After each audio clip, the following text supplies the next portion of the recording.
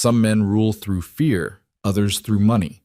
Dominic Vale wielded both like weapons, until the day a woman walked back into his world carrying a secret that would burn his empire to ash.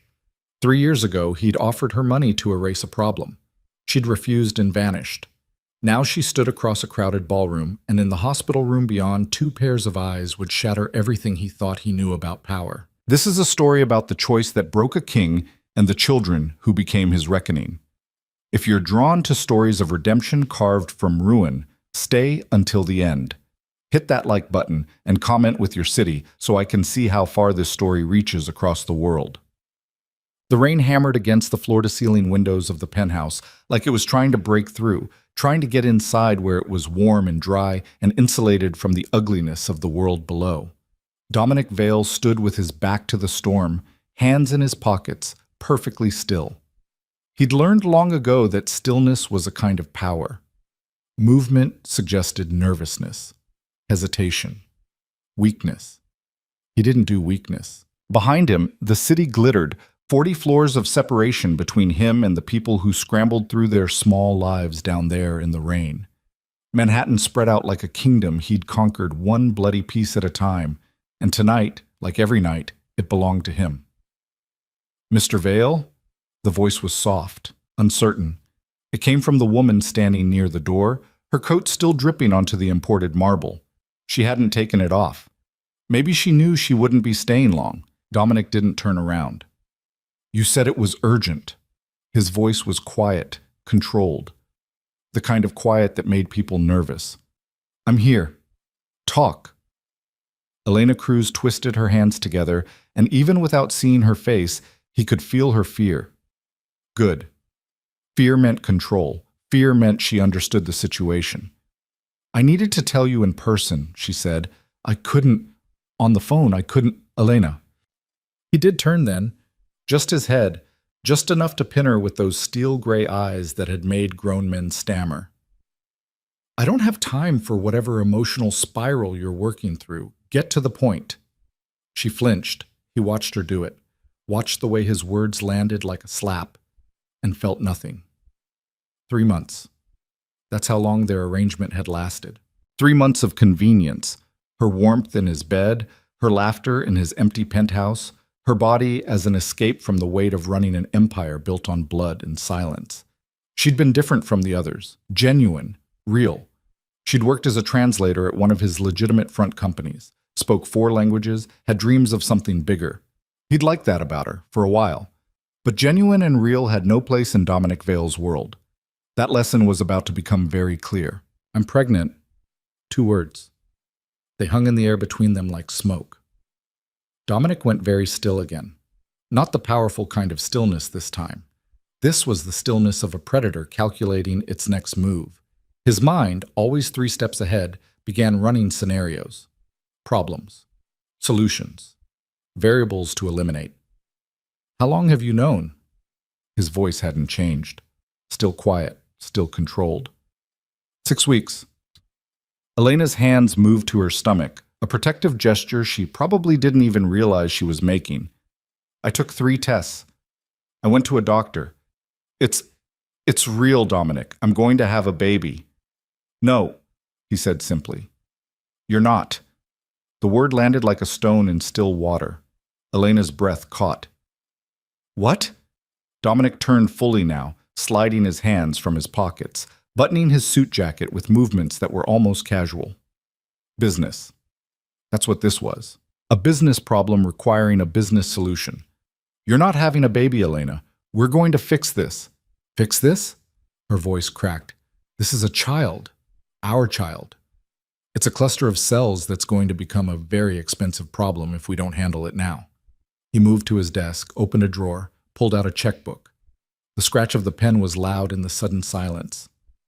"I'm writing you a check for $200,000. That should more than cover the procedure and whatever time you need to take off work. My assistant will arrange the appointment at a private clinic. Discreet, professional. You'll be back to normal in a week." He tore the check free and held it out. Elena stared at it like it was a snake. "I don't want your money." "Everyone wants money, Elena. Don't be naive." He set the check on the desk between them. This is generous, more than generous. Take it. I want... Her voice broke. She tried again. I want you to want this. Want us. Something flickered across Dominic's face then. Not quite emotion, more like the memory of what emotion used to feel like before he'd learned to kill it. I don't want a child, he said, and his voice was so empty it hurt to hear. I don't want the complication. I don't want the liability. And I certainly don't want to be tied to someone who clearly doesn't understand how this works. How this works? Elena's shock was giving way to something sharper. Anger, maybe, or the beginning of understanding. You told me. You said when you held me that I was different, that I made you feel... I say a lot of things. Dominic cut her off with surgical precision. Usually whatever will get me what I want in the moment. You were good company, Elena. Pleasant distraction. But if you thought this was something more, that's your mistake, not mine. The cruelty was deliberate, precise. He'd learned long ago that the fastest way to end something was to make it hurt too much to hold on to. Elena's face went white, then red, then white again. You're a monster, she whispered. Yes. He didn't deny it, didn't defend, just stood there in his perfectly tailored suit, in his perfect penthouse, and confirmed what she was only now beginning to understand. Which is exactly why you should take the money and make this go away. A child with me as a father? That's not the gift you think it is. I won't. Her hands were shaking now. Her whole body was shaking. I won't kill my baby because you're too much of a coward to... Then you're choosing a very difficult path. Dominic's voice dropped to something colder than she'd ever heard from him. I won't be part of it. I won't acknowledge it. I won't support it. You walk out that door pregnant, you walk out alone. Permanently. Then I'll do it alone. With what money? Your translator's salary? You'll be showing in another month. How long before you lose that job? Where will you live when you can't make rent? How will you afford doctors, hospitals, all the things a baby needs? He let each question land like a blow. You think you're being noble. You're being stupid. Elena grabbed the check from the desk. For one moment, Dominic thought he'd won, thought she'd seen reason. Then she tore it in half. Quarters. Confetti. She let the pieces fall like snow between them. Keep your blood money, she said, and her voice had gone quiet now, too. A different kind of quiet, the kind that came after something fundamental had broken. I'll manage. Elena, don't. She held up a hand. Don't say my name like you ever cared what it meant. She turned toward the door. If you leave, Dominic said, and there was something in his voice now that hadn't been there before, something almost like panic. I won't come after you. I won't change my mind. This is your last chance to be smart about this. Elena stopped. Her hand was on the doorknob. You told me once, she said without turning around, that your father taught you love was weakness, that caring about anyone was just giving them a weapon to use against you. Her voice caught. I thought I could prove him wrong. I thought if I loved you enough, you'd remember how to be human. She opened the door. I was wrong. He didn't teach you that love was weakness. She looked back one last time, and her eyes were wet, but her voice was steel. He taught you that you weren't worth loving, and you believed him. The door closed. The penthouse went silent, except for the rain. Dominic stood there for a long moment. Then he turned back to the window, back to his city, back to the empire that had cost him everything and given him nothing that mattered. He told himself he'd made the right choice. He told himself the tightness in his chest was just stress. He told himself he'd forget about Elena Cruz in a week. He was wrong about all of it. 6 weeks later, Marcus Chen sat across from Dominic's desk with a file folder in his lap and an expression that suggested he'd rather be literally anywhere else. As Dominic's head of security and one of the few people alive who could claim anything resembling friendship with the man, Marcus had delivered plenty of bad news over the years. This felt different. Just tell me, Dominic said without looking up from his laptop. Elena Cruz has disappeared. Now Dominic looked up. Disappeared how? How do you think? She quit her job 2 weeks ago, cleaned out her apartment, no forwarding address. Her phone's disconnected. Her bank accounts are closed. Marcus opened the folder. She's gone, Dom. Really gone. People don't just vanish. People with your resources don't vanish. People like Elena? They vanish all the time. Marcus slid a photograph across the desk. Security footage from Elena's building. A timestamp from 8 days ago. She was carrying a suitcase, wearing a coat too big for her small frame, and she wasn't looking back. Dominic stared at the image. "You told me to keep tabs on her," Marcus said quietly. "Make sure she was managing. I tried. She made sure I couldn't. Try harder." I said try harder." Dominic's voice had edges now, sharp ones. "I don't care what it costs. I don't care what you have to do. Find her." Marcus studied his friend's face. Why? The question hung there. Why did it matter? Dominic had made his position clear, had drawn his lines, had chosen his path. Elena Cruz was a problem he'd solved by refusing to engage with it. So why did the thought of her out there somewhere, alone, carrying... She doesn't have any family, Dominic said, which wasn't an answer. No support system. If something happens, you made it very clear you didn't care what happened. Marcus, I'm just saying what you said. To her face. In this room. Marcus leaned forward. Look, you're my friend. Have been since we were kids scrapping in that group home. So I'm going to say this once, and you're going to actually hear me. You can't have it both ways. You either care or you don't. You either want her safe or you want her gone. Pick one. Dominic's jaw tightened. Find her. That's not a request. Marcus sighed, closed the folder, stood up. At the door, he paused. For what it's worth. She deserved better than what you gave her. I know. The admission came out so quiet Marcus almost missed it. Then why? Because better than me isn't a high bar. Dominic turned back to his laptop, his face carefully blank. And because I've never been good at giving people what they deserve, just what they can survive. Marcus left without another word. Dominic stared at the photograph Elena had left behind. Security footage couldn't capture the things he remembered, the way she laughed, the sound of her voice in the dark, the genuine warmth she'd brought into his cold, careful world.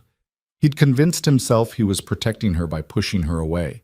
Now she was gone, and protection felt a lot like loss. His phone buzzed. Business. Always business. The world didn't stop moving just because Dominic Vale had made one more mistake in a lifetime full of them. He answered the call, made the decision, moved the pieces on the board, and told himself that the hollow feeling in his chest was just the price of power. 3 months later. The town had no name that mattered. It was one of those places people ended up when they were running from something, the kind of coastal nowhere with more fishing boats than ambition. Gray water, gray sky, gray future, perfect for disappearing. Elena Cruz, though she wasn't using that name anymore, lived in a room above a bait shop that smelled like dead fish and desperation. The room was small, cold. The heater only worked when it wanted to, but it was hers, paid for with cash from the job she'd managed to find. Cleaning houses, waiting tables at the diner, washing dishes at the seafood place by the docks. 3 jobs. Barely enough to cover rent and food and the slow, terrifying march toward a future she was building one exhausted day at a time. She was 5 months along now. The pregnancy had announced itself with a vengeance. Morning sickness that lasted all day. Exhaustion that made every movement feel like swimming through concrete. The doctor at the free clinic had asked careful questions about her support system, her resources, her plan. Elena had lied about all of it. Now, standing in the tiny bathroom she shared with 2 other tenants, she stared at her reflection. Her face had gotten thinner despite the growing curve of her belly, dark circles under her eyes. Hair she couldn't afford to maintain properly pulled back in a messy knot. She looked like she was surviving. She was. Barely. You're going to be okay, she whispered to her reflection, to the life growing inside her, to the future that terrified her more with each passing day. We're going to be okay. The words felt like a prayer to a God she wasn't sure was listening. Her phone, a cheap prepaid thing she'd bought with cash, buzzed. A text from the diner. Someone had called in sick. Could she cover the dinner shift? She was already scheduled to clean houses all day. She texted back, yes. Because that's what survival looked like. Saying yes until your body gave out, and then saying yes a little bit longer. She pulled on her coat, the one she'd bought secondhand that was 2 sizes too big, because she'd need the room soon, grabbed her keys, locked the door to the room that smelled like fish, and went to work. 5 months later. Winter hit the coast like a fist. Elena was 8 months pregnant and should not have been working. The doctor at the clinic had told her as much, using words like bed rest and high risk that Elena couldn't afford to hear. High risk required insurance. Bed rest required savings. She had neither. So she kept working, kept moving, kept pretending that the tightness in her belly was normal, the exhaustion was manageable, the occasional dizziness was just part of the process. She was cleaning a house on the north end of town when the storm rolled in. It came fast, one of those late-season systems that meteorologists loved and normal people feared. The wind picked up, the temperature dropped. By the time Elena finished scrubbing the bathroom and made it to her car, the first snowflakes were falling. By the time she was halfway home, the world had gone white. The car, a 15-year-old sedan she'd bought for $800, started making a sound that suggested it shared her feelings about the weather. The heater worked sporadically. The windshield wipers were losing their battle against the snow. Elena gripped the steering wheel and tried to see the road. The pain hit like lightning, sharp, sudden, stealing her breath. She gasped, nearly swerved, managed to keep the car straight through sheer force of will. Another pain, stronger. No, she said it out loud, firm, like she could negotiate with biology. No, not yet. Not now. The baby, or babies she still didn't know, couldn't afford the ultrasound that would tell her, had other plans. By the time she pulled up to the bait shop, the contractions were 5 minutes apart, and the storm had killed the power for 6 blocks. Elena sat in the dark car, in the howling wind, and tried not to panic. Her phone had no signal.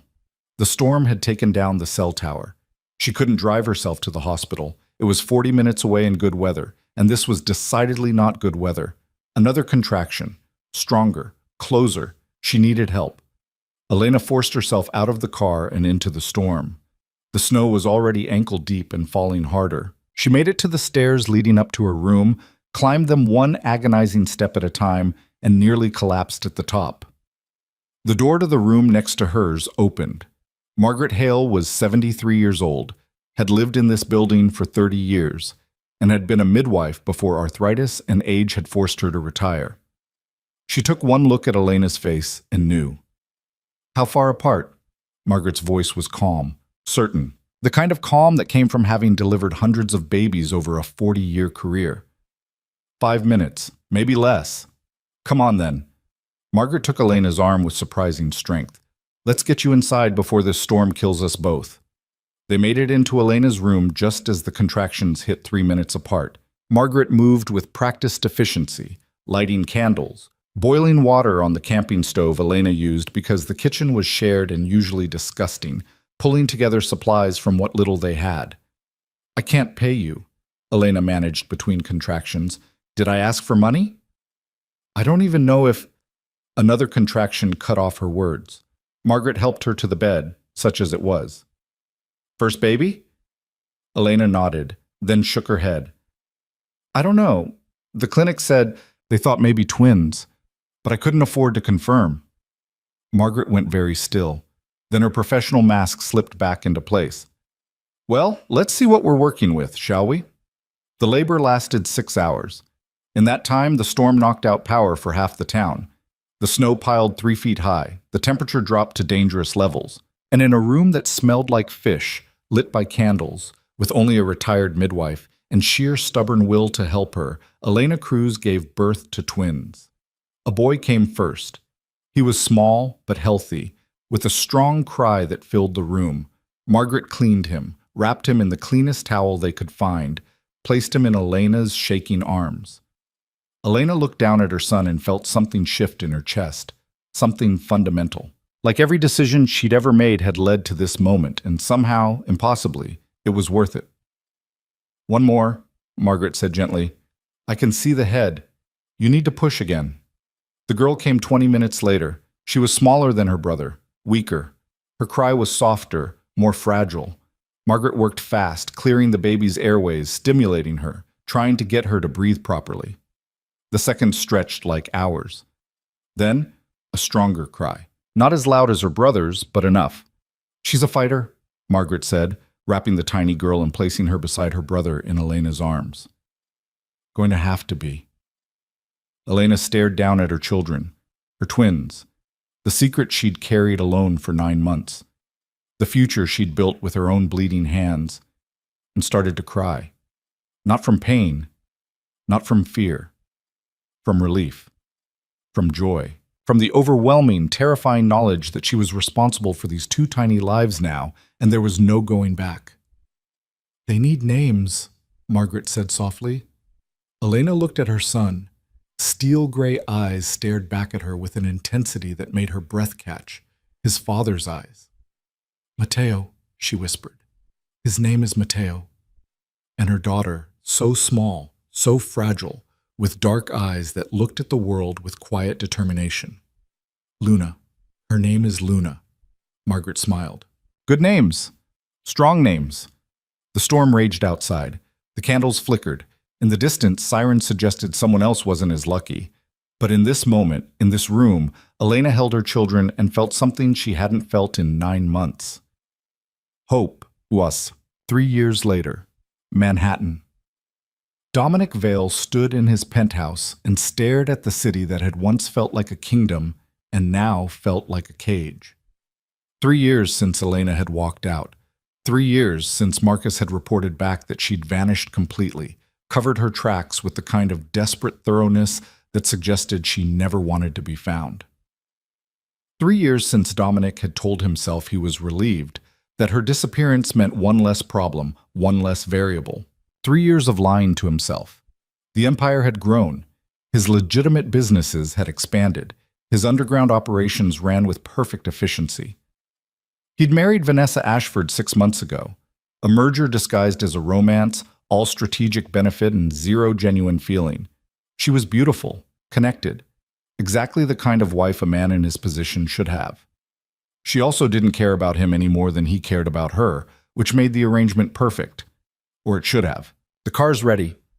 Vanessa appeared in the doorway, dressed in something that probably cost more than most people made in a month. The charity gala tonight was important. Donors, connections, the kind of social performance that kept the legitimate side of his empire running. "We're going to be late." "I'm aware." Dominic didn't move from the window. Vanessa sighed. "Is this about her again?" "I don't know what you're talking about.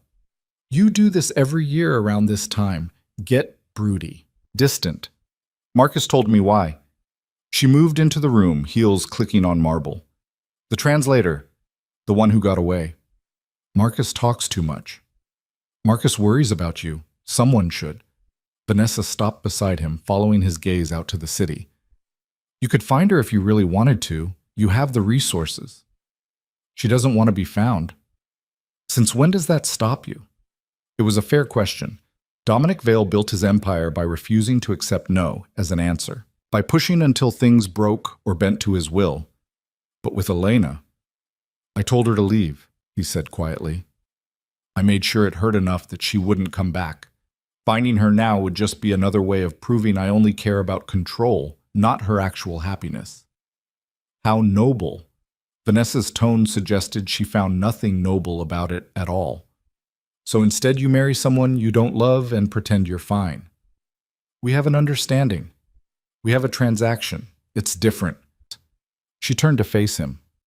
"I'm not judging. I knew what this was when I signed the contract. But don't mistake a good strategic partnership for actual happiness, Dominic. You're capable of one. Not sure you've ever tried the other." The car was waiting. They went to the gala. Dominic smiled at the right people, said the right things, made the right donations. He was good at performing, had been doing it his whole life. And then, across the ballroom, he saw her. Elena. The world stopped. She was different, thinner, tired-looking, wearing a server's uniform and carrying a tray of champagne glasses. She was working the event. Just another face in the army of invisible people who made these nights possible. But Dominic would have recognized her anywhere. Their eyes met across the crowded room. He saw the moment she registered who he was, saw the color drain from her face, saw her hands tighten on the tray hard enough that the glasses shook. He took a step toward her. She ran. The tray clattered onto a table. Champagne splashed. People turned to stare. Elena was already pushing through the crowd, heading for the service exit, moving like her life depended on it. Dominic followed. He caught up with her in the service hallway, empty except for the distant sounds of the gala and the harsh sound of Elena's breathing as she faced him. "Don't." Her voice shook. "Don't come any closer." He stopped, raised his hand slightly. Harmless. Non-threatening. All the things he'd never actually been. "Elena, I go by Anna now. Elena doesn't exist anymore." Her back was against the wall. Nowhere to run. "What do you want?" What did he want? That was the question, wasn't it? The one he'd been asking himself for 3 years without ever finding an answer that didn't make him sound pathetic. "I looked for you," he said. "I know. I made sure you wouldn't find me. Why come back to New York?" "I didn't have a choice." Something flickered across her face. Fear. Real fear. "I needed work. Better work. This city pays better than—" She stopped, regrouped. "It doesn't matter. I'll leave, tomorrow. You won't see me again." "You don't have to leave." "Yes, I do." Her laugh was sharp, broken. "You made it very clear 3 years ago that you wanted nothing to do with me. That hasn't changed. Maybe I was wrong. Maybe?" She pushed off the wall and now she was angry. "Maybe? You called me stupid. You reduced our baby to a problem that needed erasing. You made me feel like the biggest mistake I ever made was loving you." "You were right."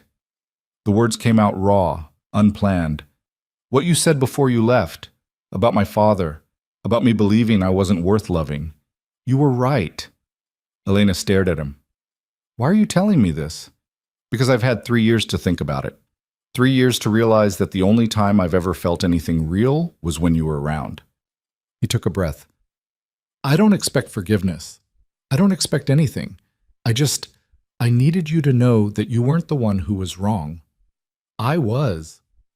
For a moment, something shifted in her face, something soft. Then it hardened again. "It's too late, Dominic." "I know." "You're married." "I know that too." "Then this conversation is pointless." She moved past him, headed for the exit. "Forget you saw me. I'll forget I saw you. We can both go back to our separate lives." She was almost to the door when Dominic said the words that would change everything. "Was it a boy or a girl?" Elena froze. The silence stretched so long he thought she wouldn't answer. Then, quietly, "Does it matter?"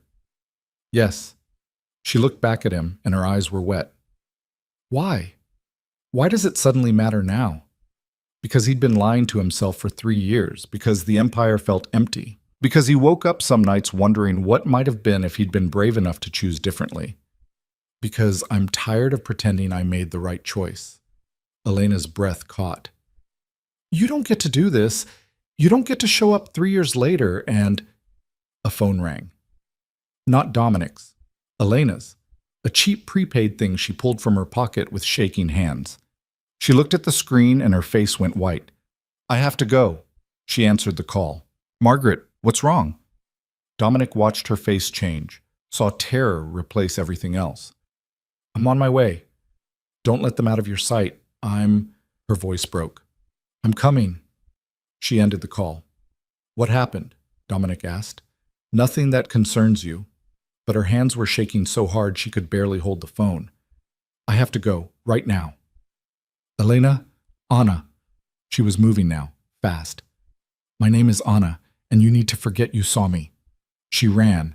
This time, Dominic didn't follow, but he pulled out his phone and made a call. "Marcus, I need you to follow someone, carefully. Don't approach. Just tell me where she goes." Because 3 years ago, he'd let her walk away.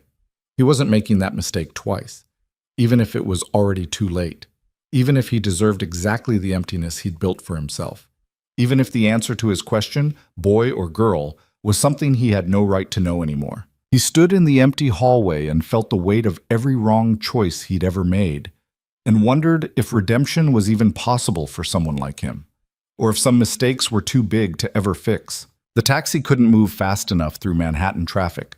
Anna, she had to remember to think of herself as Anna, pressed her forehead against the cold window and tried to keep her breathing steady. Margaret's voice kept replaying in her head, calm but urgent. "There's a man watching the building. Has been for the past hour. Anna, I think you need to come home now. Her children were 3 years old, too young to understand danger, too young to protect themselves, too young to pay for her mistakes. The city blurred past. 20 blocks. 15. 10. Each red light felt like an eternity.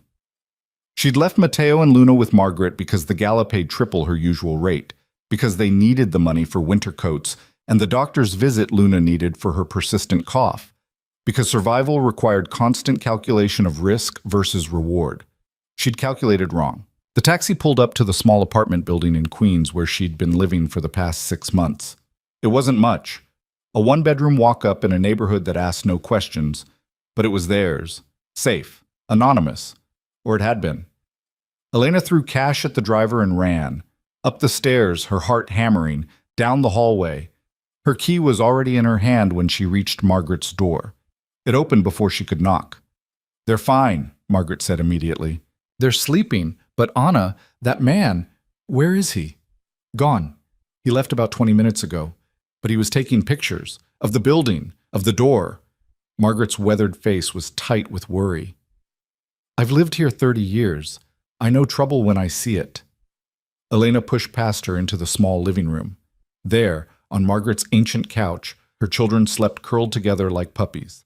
Matteo had his arm around Luna, protective even in sleep. They were wearing the pajamas Elena had found at the thrift store, clean but worn, printed with cartoon characters whose shows they'd never seen because they didn't have a television. They were beautiful. They were hers, and someone had found them. "Did you see what he looked like?" Elena's voice was barely a whisper. Tall, expensive suit, had that look about him. Professional. Margaret touched her arm. "Anna, who are you running from?" Elena couldn't answer that. Couldn't explain that 3 years ago she'd fled from a man whose power stretched across this city like a shadow, who could find anyone, ruin anyone, destroy anyone who got in his way. Couldn't explain that seeing Dominic Vale tonight had been like watching her worst nightmare step out of the dark. She'd been so careful, changed her name, paid only in cash, avoided cameras, never stayed in one place too long. But she'd made a mistake coming back to New York. She'd let desperation override caution, and now, "I need to get them out of here," Elena said. "At midnight? In the cold? Where will you go?" "I don't know. Anywhere. Just not here." "Anna," Margaret's voice was firm, "listen to me. Running scared in the middle of the night with 2 babies is how people end up hurt. Or worse, think this through." But Elena couldn't think. Could only feel the panic rising in her throat like water. Could only see those steel gray eyes across the ballroom. Could only hear Dominic's voice asking, was it a boy or a girl? Like he had any right to know, like he hadn't thrown her away when she needed him most. She moved to the couch and gently scooped up Luna. The little girl stirred but didn't wake. So light, too light. The cough had been stealing her appetite for weeks. "Mama?" Matteo's eyes opened, gray eyes, his father's eyes. "Are we going home?" "Yes, baby, we're going home. Can we have pancakes tomorrow?" The question broke her heart. Such a small request. Pancakes. Other children asked for toys, trips, adventures.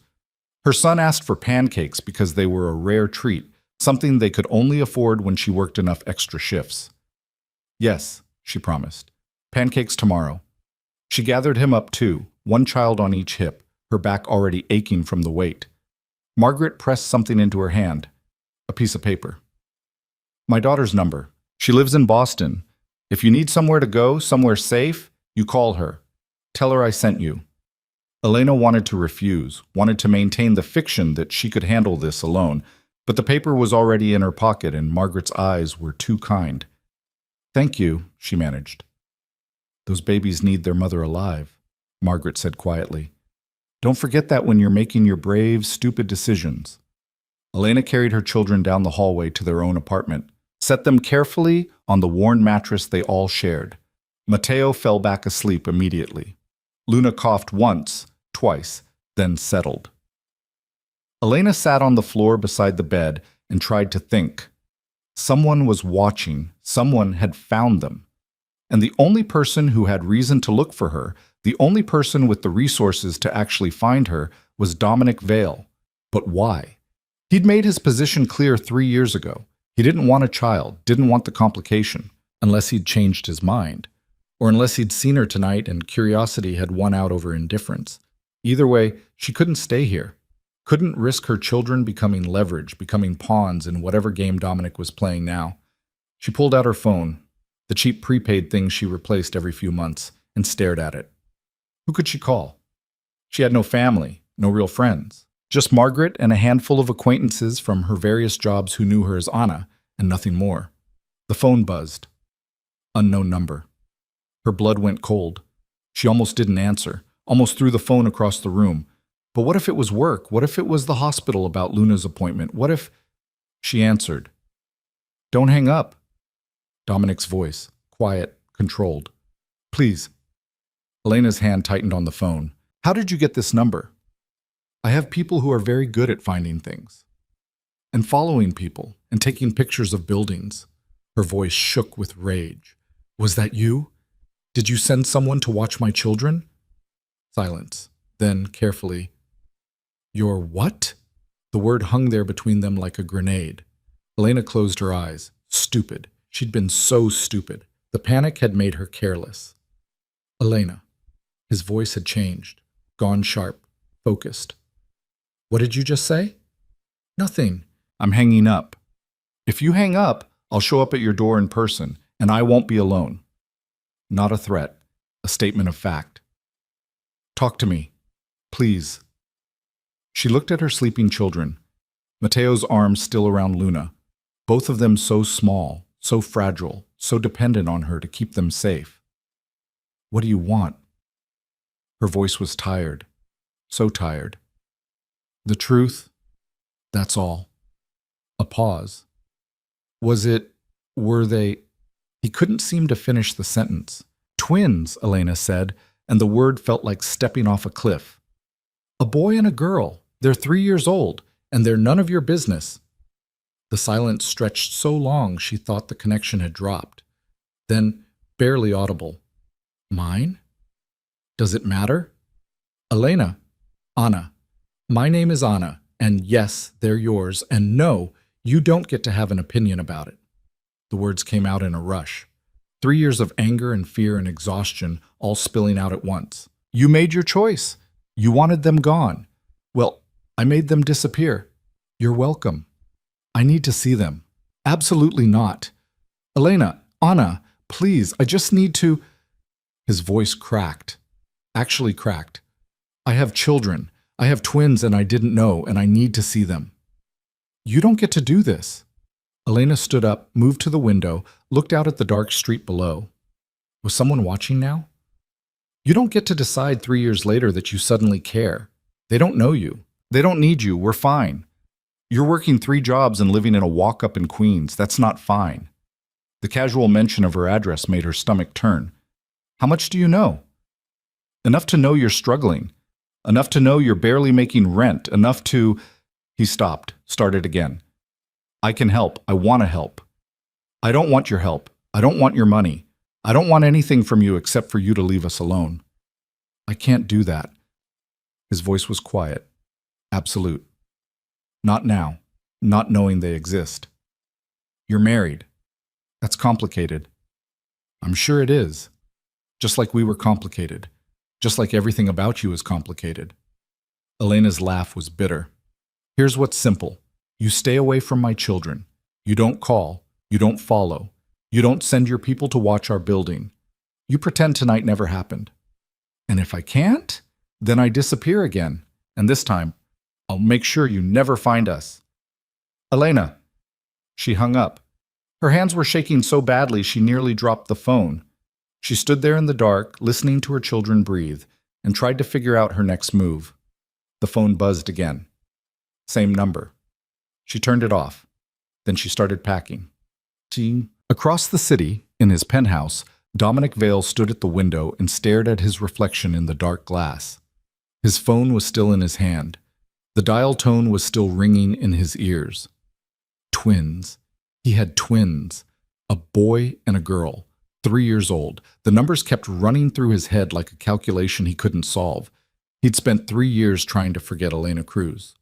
3 years building his empire higher, his walls thicker, his heart colder. 3 years telling himself he'd made the right choice. And all that time, somewhere in this city, his children had been growing up without him. That sounded intense. Vanessa stood in the doorway of his study, still wearing her gala dress. She'd been in the next room when he made the call, had probably heard every word. "Not now," Dominic said. "You have children." She said it like she was testing the words. "With the translator." "Apparently." "And you didn't know?" "No." Vanessa moved into the room, poured herself a drink from his bar. "What are you going to do?" "I don't know." That's not an answer you usually give. She studied him over the rim of her glass. The Dominic Vale I know always has a plan. Always has 3 plans. This is new. He turned to face her. "Does it bother you that I have children with someone else?" "We have a business arrangement, not a love story. Your past is your business." She took a sip. "But I'm curious what happens now. You can't just ignore this." "She wants me to." "Yes, well, women who run away with your children and change their names generally aren't looking for reconciliation." Vanessa set down her glass. "The question is what you want." What did he want? That question again. The one he could never answer honestly. He wanted to see them, wanted to know what they looked like, how they sounded, whether they had Elena's smile or his eyes. Wanted to know if this boy was strong, if the girl was healthy, if they were happy. Wanted to know if they knew their father had thrown them away before they were even born. "I want to not be the villain in this story," he said quietly. "Too late for that. You already cast yourself." Vanessa moved to the door. "But if you're serious about changing the narrative, you might want to start by actually respecting what their mother wants." "Just a thought." She left. Dominic stood alone in his study and pulled up the information Marcus had sent him. An address in Queens, a building that had seen better days. A 1-bedroom apartment where Elena, Anna, lived with 2 children in a neighborhood that was 2 steps above dangerous. His children were sleeping in a walk-up in Queens. His children didn't have enough money for pancakes. His children had a mother who worked herself to exhaustion just to keep them fed. And he'd done that. His choices. His cruelty. His absolute certainty that he didn't want the complication. He'd created this. The phone on his desk rang. "Marcus." "Tell me you didn't lose her," Dominic said by way of greeting. "I didn't lose her. She went straight home, hasn't left since." A pause. "Dom, I have to ask. What's the play here?"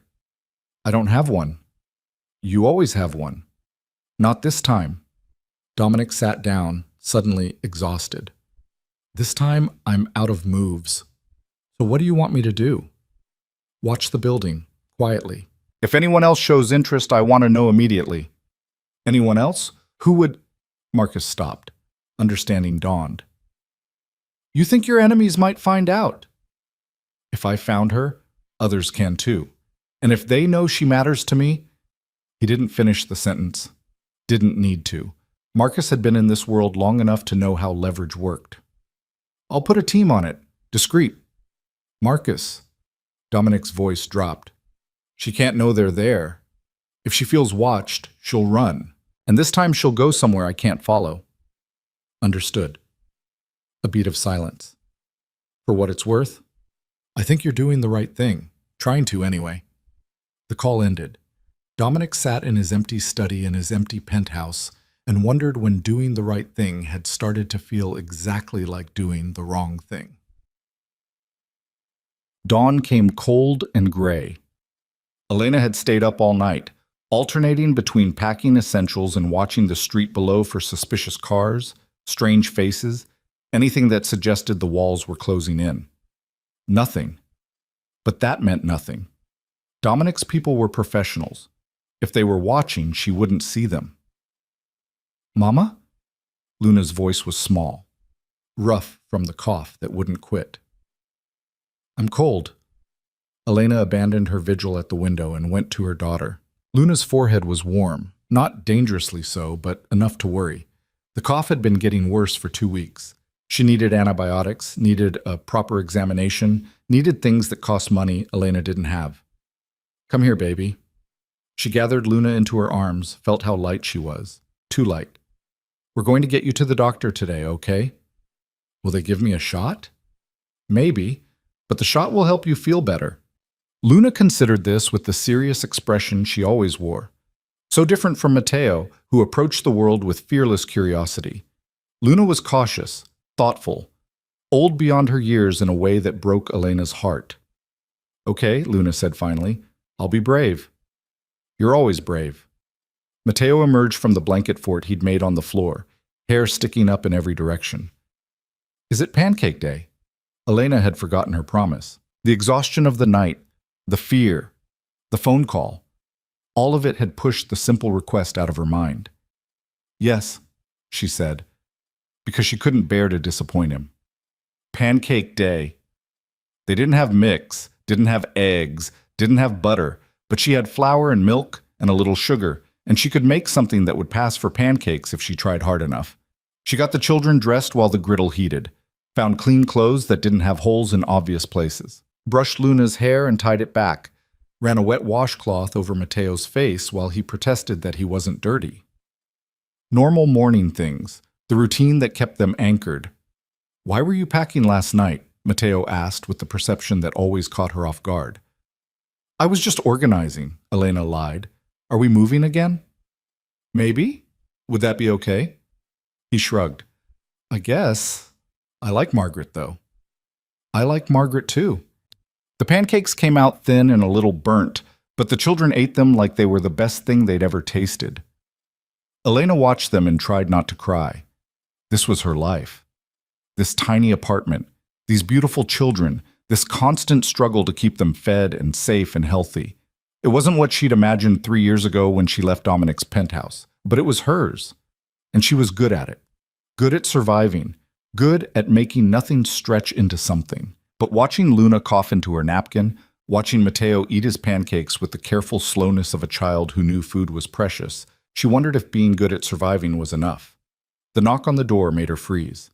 "Stay here," she told the children. "Don't move." She approached the door like it might explode. Looked through the peephole. A woman stood in the hallway. Professional clothes, expensive bag. Nothing threatening about her except her presence here, now, when Elena was already on edge. "Can I help you?" Elena called through the door. "Ms. Cruz, my name is Sarah Chen. I'm a family attorney. I'd like to speak with you for a moment." Elena's blood went cold. "I didn't call a lawyer." "No, but someone who cares about your children's welfare did." A pause. "I'm not here to threaten you. I'm here to help, please. Just 5 minutes." Elena looked back at her children. Mateo was watching her with those too aware eyes. Luna was coughing again. She opened the door but left the chain on. "How did you find me?" "I was given your address and asked to deliver some information." Sarah Chen held up a manila envelope. "That's all. No strings, no tricks." "Who sent you?" "I'm not at liberty to say, but I can tell you that this envelope contains paperwork that could make your life significantly easier." She held it out. "Please, just look at it." Every instinct screamed trap, but Elena's hand reached for the envelope anyway. Inside were documents, legal documents. She scanned them quickly, her heart pounding. A trust fund for Mateo and Luna Cruz, $500,000 each. No conditions, no requirements, just money, sitting there, waiting. And at the bottom, a note in handwriting she recognized. "I can't undo the past, but I can try to help the future. No contact necessary. This is theirs, not yours to refuse on their behalf. They deserve better than struggling. Let me give them that much." It wasn't signed, didn't need to be. Elena looked up at Sarah Chen with tears burning in her eyes. "I can't accept this." "You're not accepting it. Your children are. The trust is in their names. You're listed as the trustee, which means you can access funds for their health, education, and welfare. But it's their money." Sarah's voice was gentle. "I've been doing family law for 20 years. I've seen a lot of absent parents. This is someone trying to do right by children they've never met. Don't let pride get in the way of giving them what they need. He doesn't get to buy his way out of guilt. No, but he can provide for children who need medical care and warm coats and food that isn't burnt pancakes." Sarah glanced past her into the apartment. "I'm a mother too. I know what pride looks like, but I also know what love looks like. And sometimes love means accepting help you don't want to accept." She set a business card on top of the envelope. "Think about it. If you have questions or need assistance accessing the funds, call me. Anytime. She turned to leave, then paused. For what it's worth, he told me to make sure you knew this comes with no strings. He doesn't want visitation, doesn't want contact, just wants to know they'll be okay. She left. Elena stood in the hallway, holding an envelope that represented more money than she'd seen in her entire life.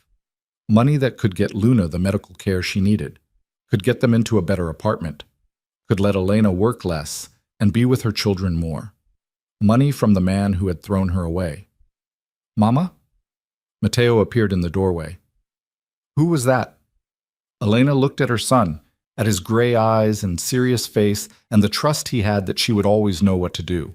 Someone trying to help, she said, and for the first time in 3 years, she wasn't sure if running was the right answer anymore. The pediatrician's office smelled like antiseptic and the kind of artificial cheerfulness that came from cartoon characters painted on walls. Luna sat on the examination table, small legs dangling, while the doctor listened to her chest with a stethoscope that was probably cold against her skin. Elena stood nearby, the trust fund paperwork folded in her purse like a secret she hadn't decided whether to keep. She'd used it. That morning, after 2 hours of staring at the documents and Sarah Chen's business card, she'd made the call. By afternoon, she had access to funds specifically designated for medical expenses. Luna needed a doctor. Pride didn't cure pneumonia. Well, Dr. Patel said, straightening up with a smile that didn't quite reach her eyes. I'm glad you brought her in when you did. Luna has a pretty significant respiratory infection.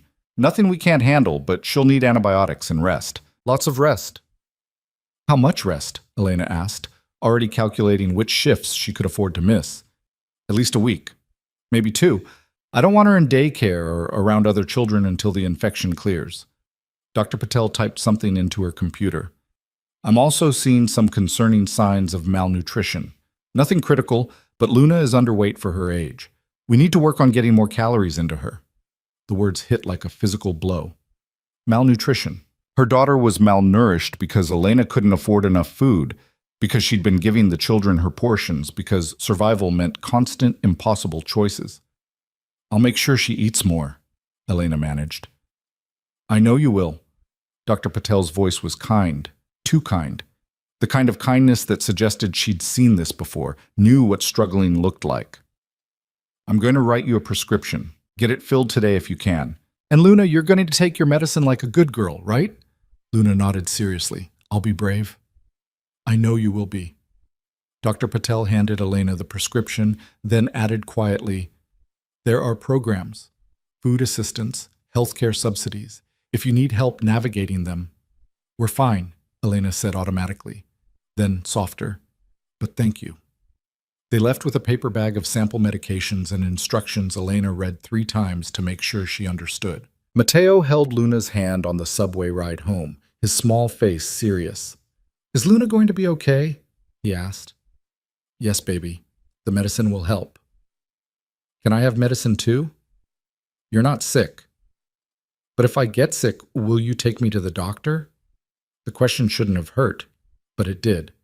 Because until this morning, until she'd accepted help she didn't want from a man she'd spent 3 years trying to forget, the answer would have been different. Would have been about waiting to see if it got worse, about hoping it was just a cold, about the cruel mathematics of poverty.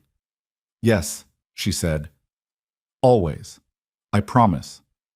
Back at the apartment, she got Luna settled in bed with her stuffed rabbit, the only toy that had survived 3 years of moving, gave her the first dose of medicine, smoothed her hair back, and hummed until she fell asleep.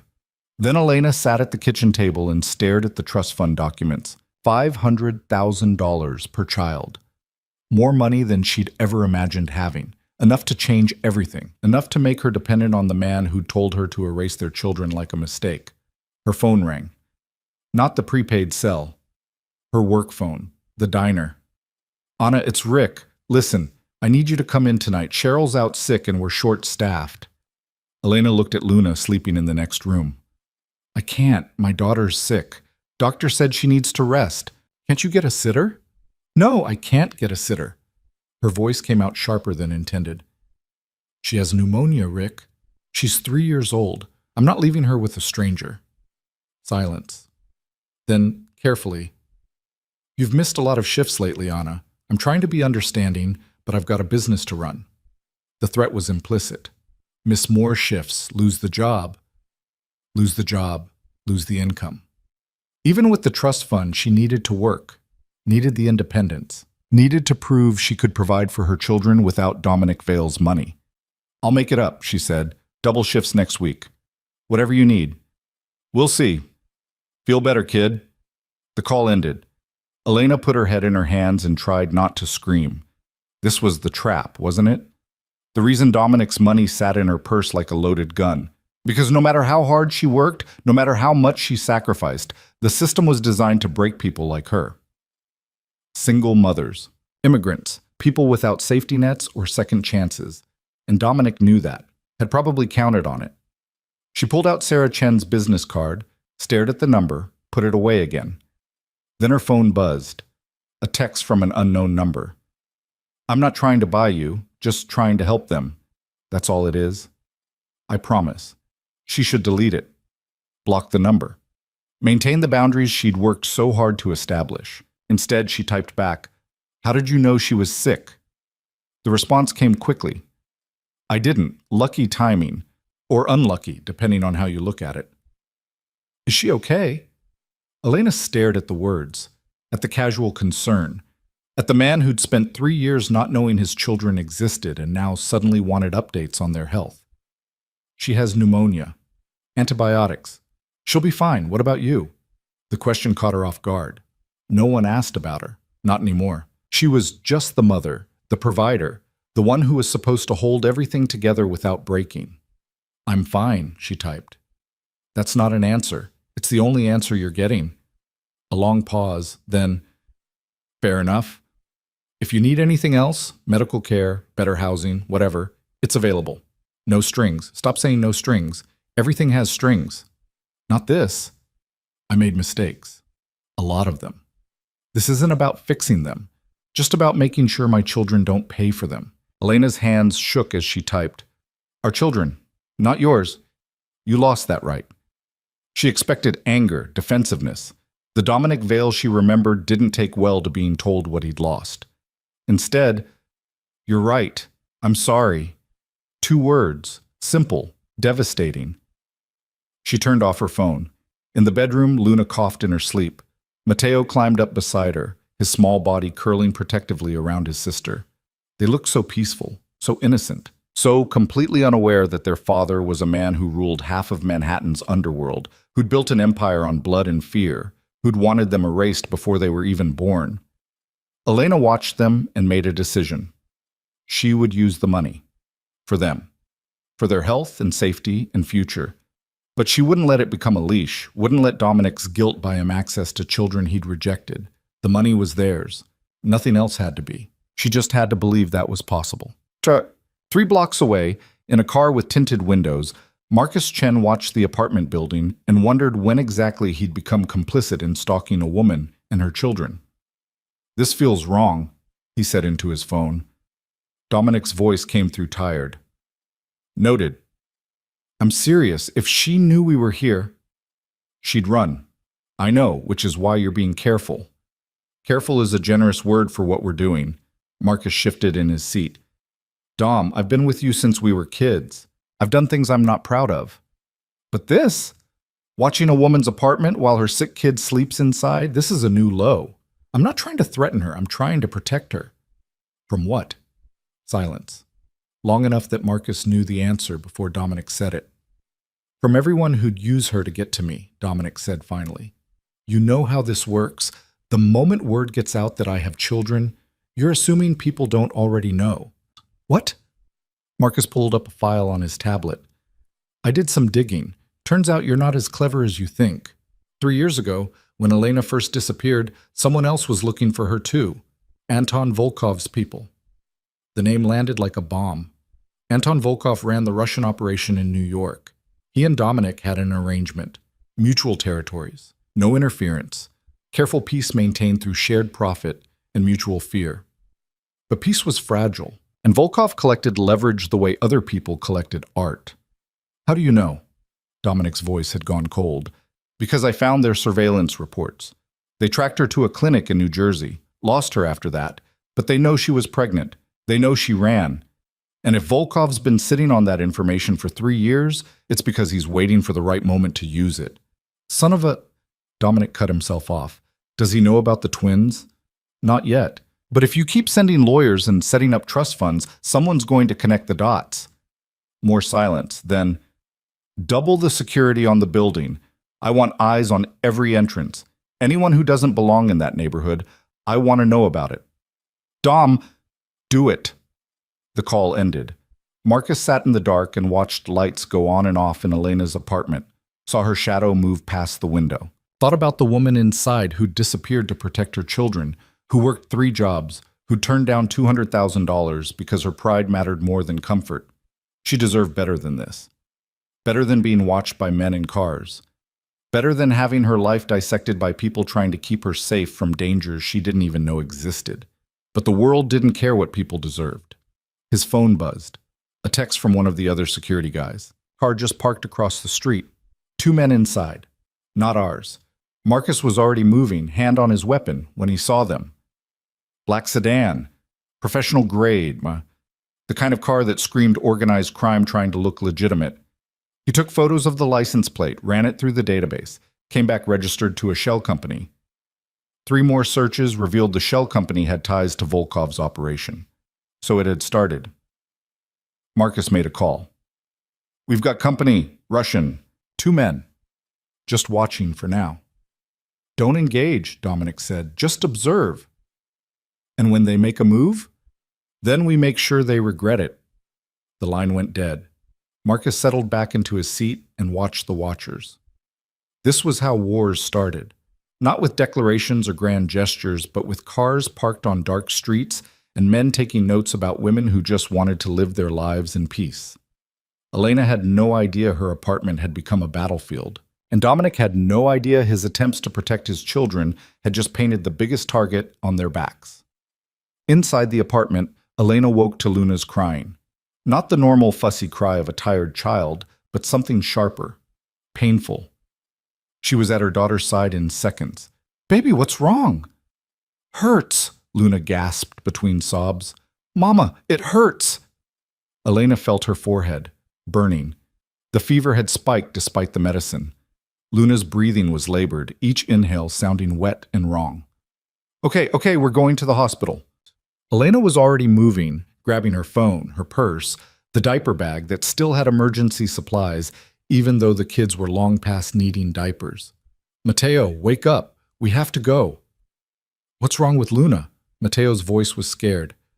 "She's just sick, baby. The hospital will help." She wrapped Luna in a blanket, gathered Mateo, headed for the door. Her hands were shaking so badly she could barely turn the lock.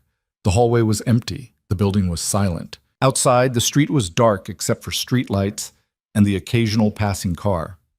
She didn't notice the black sedan, didn't notice the second car that pulled up behind it, didn't notice the 2 men who got out and started walking toward her building. She was too focused on getting Luna to the emergency room, on the way her daughter's breathing sounded wrong, on the fear that gripped her throat and wouldn't let go. The elevator was broken. Of course it was. She carried Luna down 3 flights of stairs while Mateo followed, his small hand gripping the railing. Outside, the cold air hit like a slap. Luna whimpered against her shoulder. Elena looked up and down the street for a taxi, saw none, pulled out her phone to call for a car. That's when she saw them. 2 men, walking toward her with purpose, not running, not threatening, just approaching with the kind of confidence that suggested they knew exactly who she was. Elena's blood went cold. She turned to run back inside, but one of the men was already blocking the door. "Miss Cruz," he said. "Not a question. We need to talk. I don't know you. Get away from my children. We're not here to hurt you. We just have some questions about Dominic Vale." The name hit like a punch. "I don't know what you're talking about." "Please, Ms. Cruz, we know about the children. We know he's been sending money. We just want to talk." Luna was crying harder now, her fever-bright eyes confused and scared. Mateo pressed against Elena's leg, sensing danger even if he didn't understand it. "My daughter is sick," Elena said, her voice shaking. "I need to get her to a hospital. Whatever you want, It can wait. The man stepped closer, and suddenly there were other people there, moving fast, professional. One of them, Marcus, though Elena didn't know his name yet, stepped between her and the Russian operative with the kind of calm that suggested violence was always an option. "The lady said her daughter is sick," Marcus said quietly. "So you're going to step aside and let her get to the hospital, and then you're going to get back in your car and drive away. Understood? This doesn't concern you. Everything concerning them concerns me." Marcus's hand rested casually near his jacket, not threatening, just informative. "Now move." For a moment, the street was frozen. Two groups of dangerous men staring each other down while a terrified mother held her sick child and tried to understand what was happening. Then the Russian operative smiled. "Tell Dominic we'll be in touch." They left. Marcus turned to Elena, his face carefully neutral. "Ma'am, I have a car around the corner. I can get you to the hospital faster than a taxi."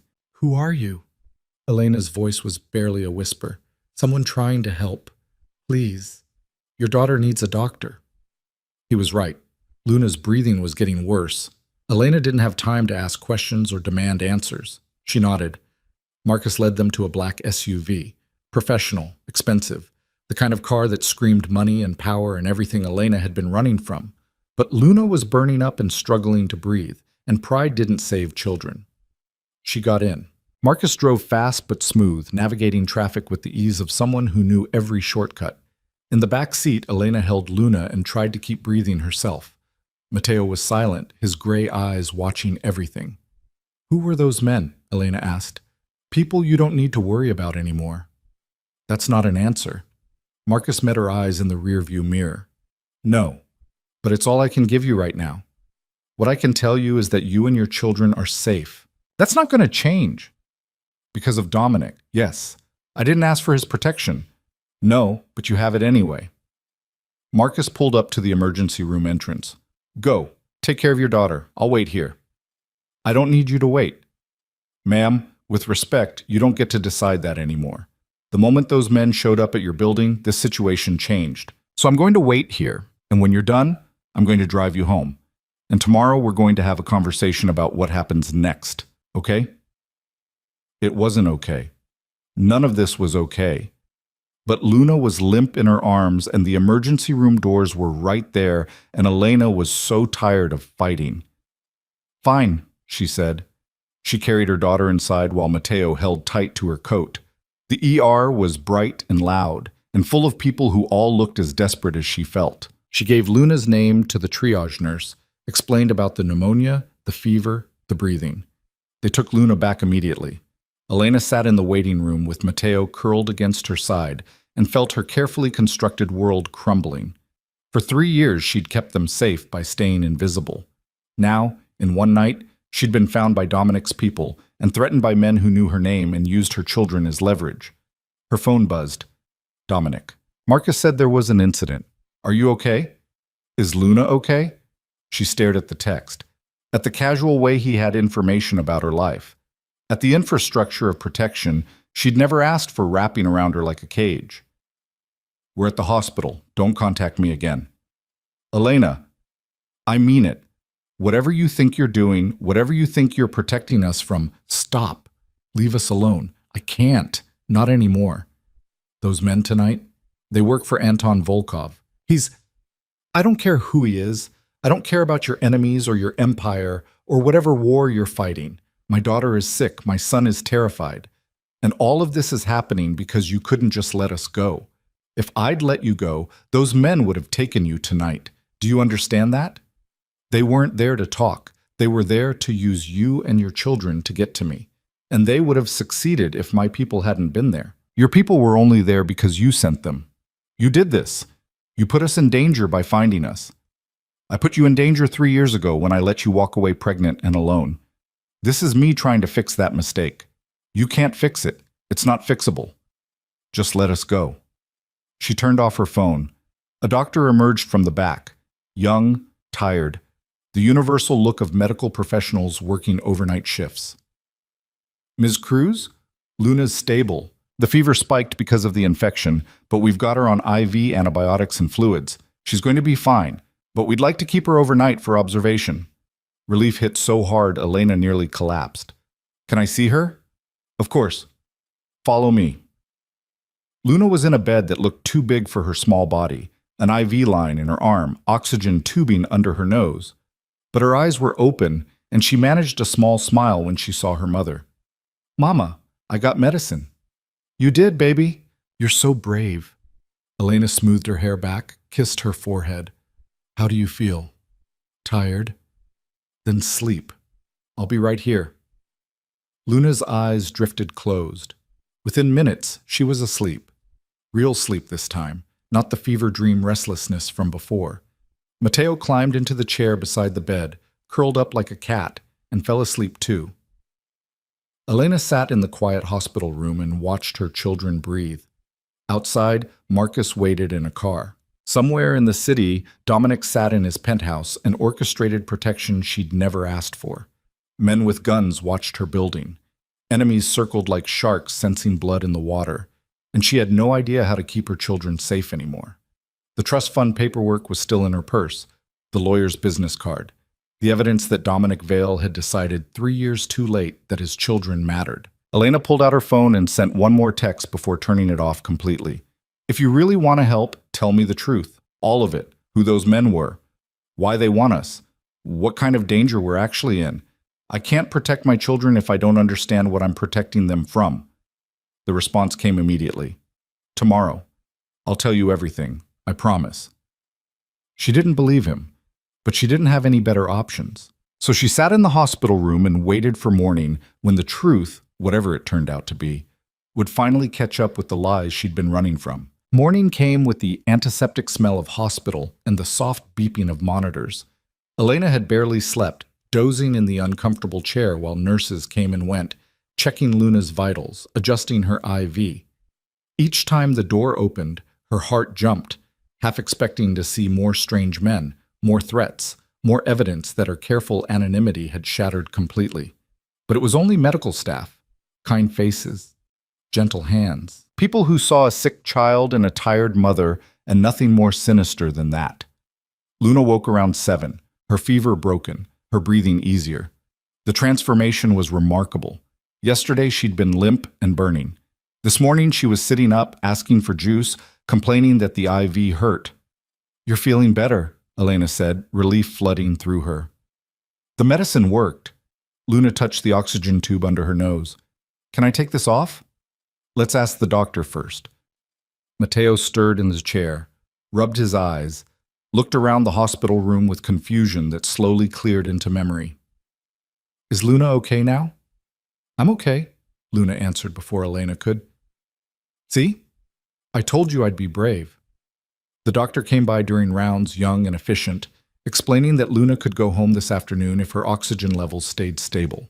More antibiotics. More rest.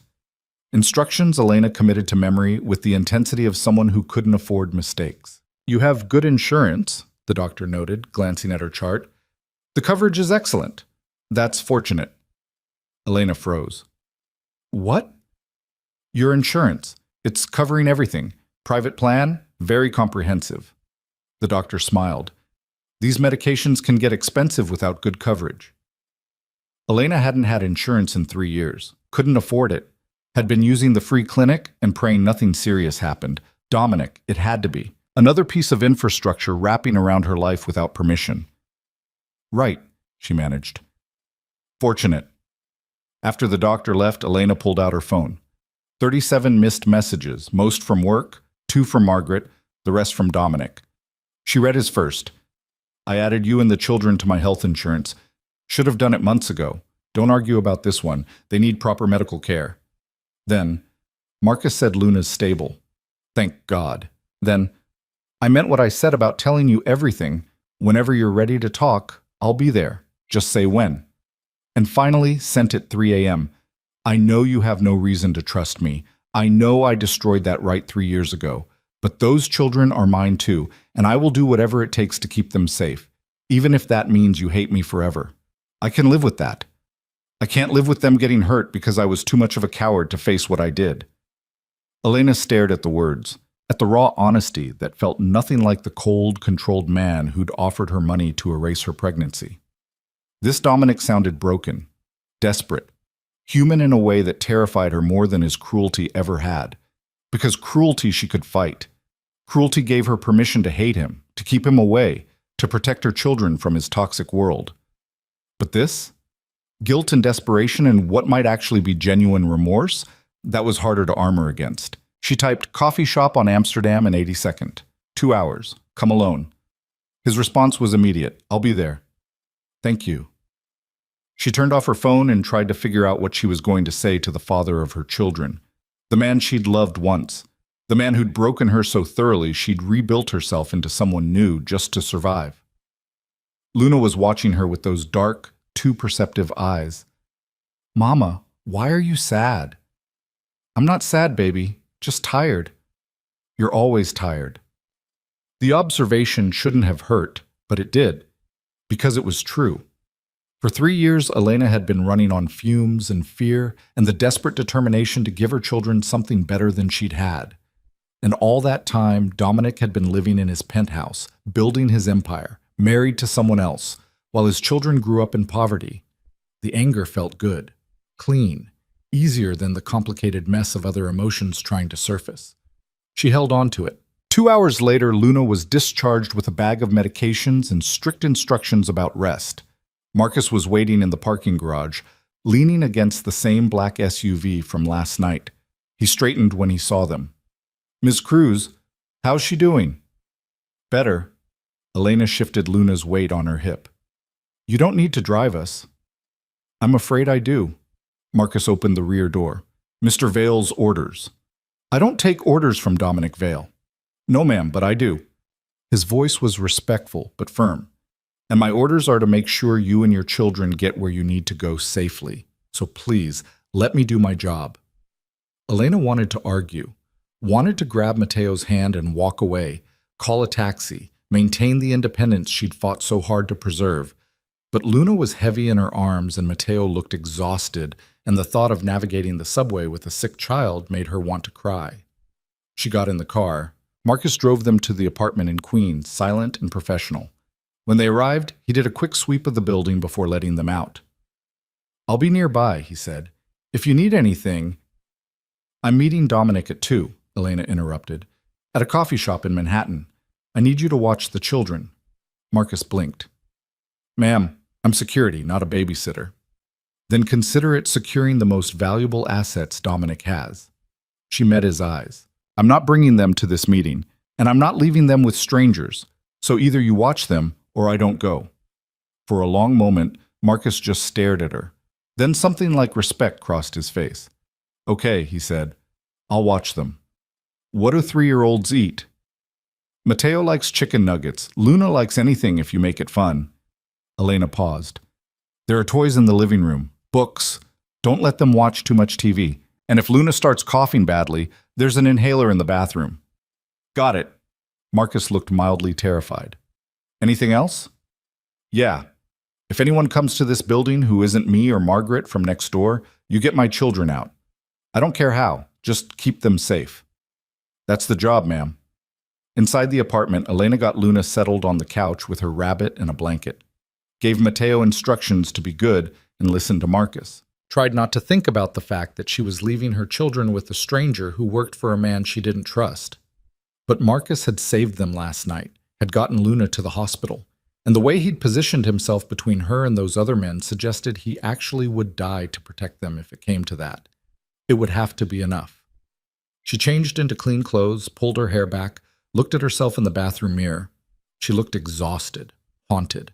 Nothing like the woman who'd once believed Dominic Vale when he'd promised her something better. That woman was gone. This one knew better. She took the subway to Manhattan, emerged into the cold afternoon air, found the coffee shop 3 blocks from the address she'd given him. Small, anonymous, the kind of place where people had quiet conversations and no one paid attention. Dominic was already there, sitting at a corner table, staring at an untouched cup of coffee. He'd dressed down, jeans, a sweater, no suit, trying to look normal, approachable. He looked up when she walked in, and something in his face cracked open. "Elena." Anna, she corrected, sitting down across from him. Elena doesn't exist anymore. Right. I'm sorry. They sat in silence for a moment. The coffee shop hummed around them. Life continued as normal while they tried to figure out how to talk to each other. Thank you for coming, Dominic said finally. You said you'd tell me the truth. I will. All of it. He took a breath.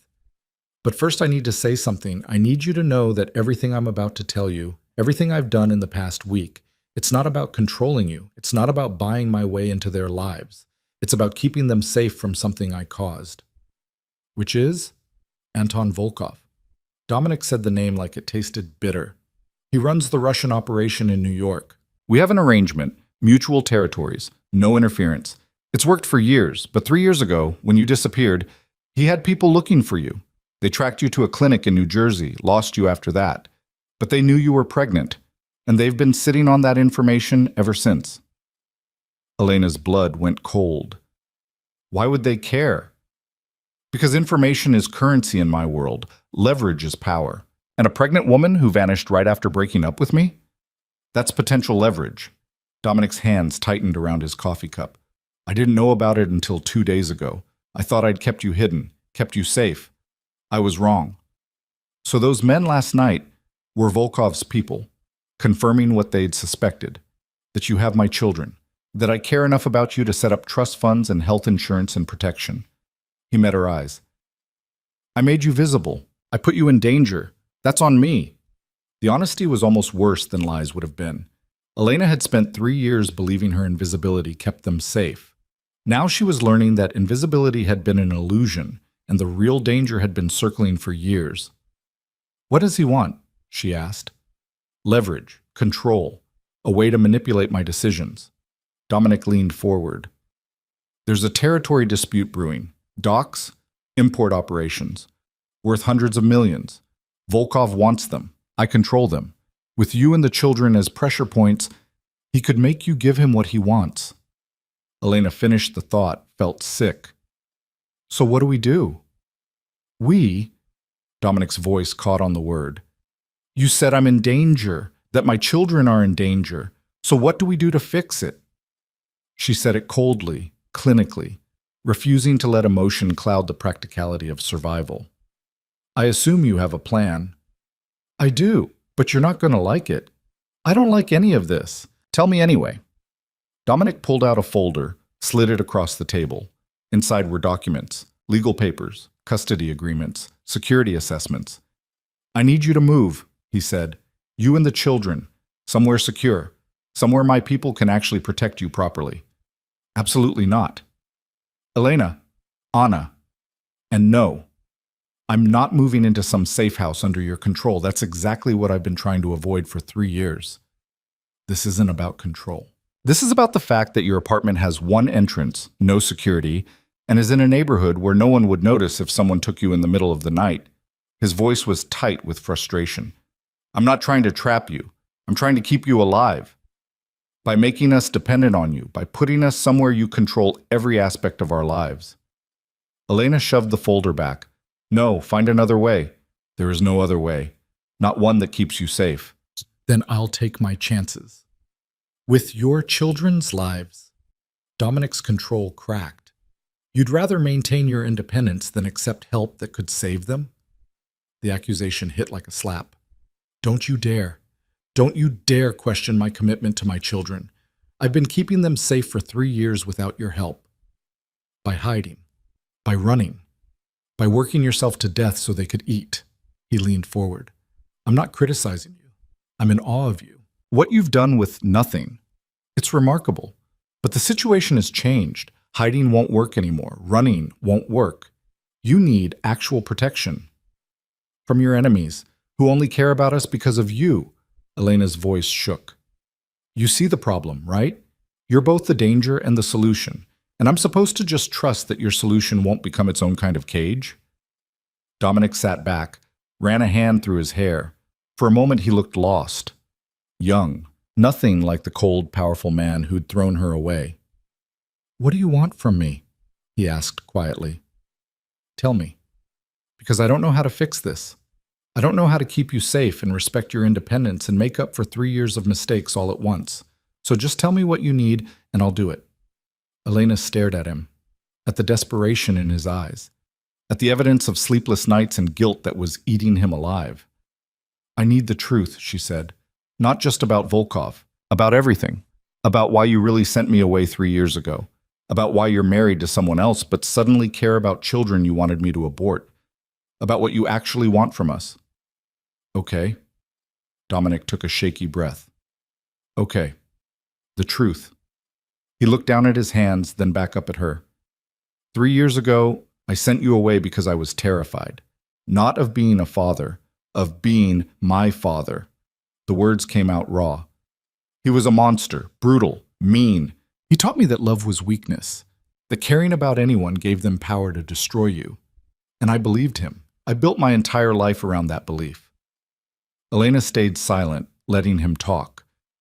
When you told me you were pregnant, all I could think was that I would do to that child what my father did to me. That I would turn them into something cold and broken and incapable of feeling anything real. His voice cracked. So I pushed you away. Told myself I was protecting you from me, that you'd be better off struggling alone than trapped with someone who didn't know how to love anything. And now? Now I know I was wrong, that I didn't protect you from anything. I just made everything harder. He met her eyes. I'm married to Vanessa because my world requires certain appearances, power couples, strategic alliances. She knows it's not real. So do I. It's just business. That's bleak. My entire life is bleak. Has been since I was 8 years old and learned that the only way to survive was to stop feeling. He leaned forward. But then I saw you across that ballroom, and everything I'd buried came roaring back. And when you told me I had children, twins, I felt something I haven't felt in 20 years. What? Hope. The word was barely a whisper. Hope that maybe I could be something other than what my father made me. That maybe those children could know a version of me that isn't just violence and control and fear. Elena's throat tightened. This was the man she'd fallen in love with 3 years ago, the one who'd shown her glimpses of vulnerability between the walls, the one she'd believed she could save. You can't use our children to redeem yourself, she said quietly. That's not fair to them. I know. I'm not asking to be their father. I know I lost that right. His hands were shaking. I'm asking for a chance to keep them safe, to give them the resources I never had, to make sure that whatever happens in my world, they never pay the price for my mistakes. And what do you want from me? The question hung there. Dominic looked at her, really looked at her, and something in his expression made her breath catch. I want you to not hate me, he said. I want you to believe that I'm trying. He stopped, started again. I want to deserve you, deserve them, but I know that ship has sailed. So I'll settle for keeping you alive and hoping that someday you might be able to forgive me for being too broken to choose you when it mattered. Elena felt tears burning behind her eyes. This was too much, too honest, too close to the version of Dominic she'd once loved. I can't trust you, she said. Not yet. Maybe not ever. You hurt me too badly. I know. But I can't keep my children safe alone. Not from this. She took a shaky breath. So here's what's going to happen. I'll move somewhere more secure, but I choose the place. I choose the security arrangements. Your people can advise, but I have final say. Okay. And you don't get to see them. Not yet. Not until I decide you've earned that right. The words clearly hurt him, but he nodded. Okay. And if I ever feel like you're trying to control me, trying to trap me, trying to make me dependent, I'm gone. I'll disappear so completely you'll never find me again. Understood? Understood. Elena stood up. I need to get back to my children. Marcus is watching them, and he looked terrified. For the first time, Dominic smiled. Small. Sad. Marcus was a Special Forces operative for 6 years. Pretty sure he can handle 2 3-year-olds. You've clearly never met Matteo when he's bored. She turned to leave. Elena. His voice stopped her. Thank you. For giving me a chance. I know I don't deserve it. You don't. She looked back at him. But they deserve to be safe, and right now you're the best option for making that happen. Don't make me regret this. I won't, I promise. She left the coffee shop and didn't look back. On the subway ride home, she let herself feel everything she'd been holding back. The fear, the anger, the terrible traitorous hope that maybe, just maybe, Dominic Vale had actually changed. But hope was dangerous. Hope got people hurt. So she buried it deep and focused on what mattered. Keeping her children safe, maintaining her independence, and making sure that whatever arrangement they worked out, it didn't cost her the life she'd built from nothing. The apartment was chaos when she got back. Mateo had built a fort out of every blanket they owned. Luna was directing him like a tiny general. And Marcus sat on the floor surrounded by toy cars, looking shell-shocked. "They're creative," he said when Elena walked in. "I'll give them that." "Mama!" Luna scrambled over. "Marcus doesn't know how to play rescue properly. You have to make the siren sounds." "Noted." Elena looked at Marcus. "How bad was it?" "Let's just say I have a newfound respect for parents everywhere." He stood, brushed off his pants. "They're good kids, smart, observant. The boy asked me 7 times who I worked for and why I had a gun." "What did you tell him?" "That I work for someone who wants to keep them safe." Seemed to satisfy him. Marcus headed for the door, then paused. "How'd it go? With Dominic?" "We're moving, somewhere more secure. He'll send you the details to coordinate." "Good, that's good." Marcus nodded. "For what it's worth, he's trying. I've known him since we were kids, never seen him care about anything the way he cares about this, about you, about them. Caring isn't the same as changing. No, but it's a start." Marcus opened the door. "I'll be around. Call if you need anything." He left. Elena locked the door and leaned against it, exhausted. In the living room, her children played like nothing had changed, like they were still just a normal family in a tiny apartment, safe and invisible and whole. But everything had changed, and Elena had no idea if she'd made the right choice, trusting the man who'd broken her to keep their children safe from dangers he'd created. She just knew she was out of options, and that sometimes survival meant accepting help from the last person you wanted to depend on. Mateo appeared in the doorway, his gray eyes, his father's eyes, serious and searching. "Mama, are we going to be okay?" Elena knelt down and pulled him into a hug. "Yes, baby. We're going to be okay." She hoped she wasn't lying, but hope and truth had stopped being the same thing a long time ago. The new apartment was in a building that looked like any other on the Upper West Side. Brick facade, understated entrance, the kind of place wealthy people lived without advertising it. But Elena noticed the details that marked it as different. The doorman, who was clearly more than a doorman, the way his eyes scanned every person who approached. The cameras positioned at angles that covered every entrance. The reinforced door frames. This wasn't just an apartment. It was a fortress disguised as a home. "What do you think?" Marcus stood beside her on the sidewalk, holding Luna, while Mateo gripped Elena's hand and stared up at the building with wide eyes. "It's a lot," Elena said. "It's safe. 3rd floor, corner unit, 2 bedrooms, 2 bathrooms. Building has 24-hour security, controlled access, and every tenant has been thoroughly vetted." He shifted Luna's weight. "Dominic owns the building, has for years, uses it for people who need protection." How many people need protection in his world? More than you'd think. Marcus headed for the entrance. "Come on, I'll show you around." The apartment was beautiful in a way that made Elena's chest tight. Hardwood floors, large windows with actual light, a kitchen with appliances that all worked, bedrooms big enough for real beds, real furniture, real childhoods. The children ran through it with the kind of joy only kids who'd never had space could understand. Mateo claimed the room with the dinosaur wallpaper.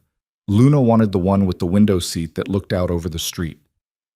"We can paint it any color you want," Marcus told her. "Princess colors, if you like." "I like purple," Luna said seriously. "And stars." "Purple and stars. I'll make a note."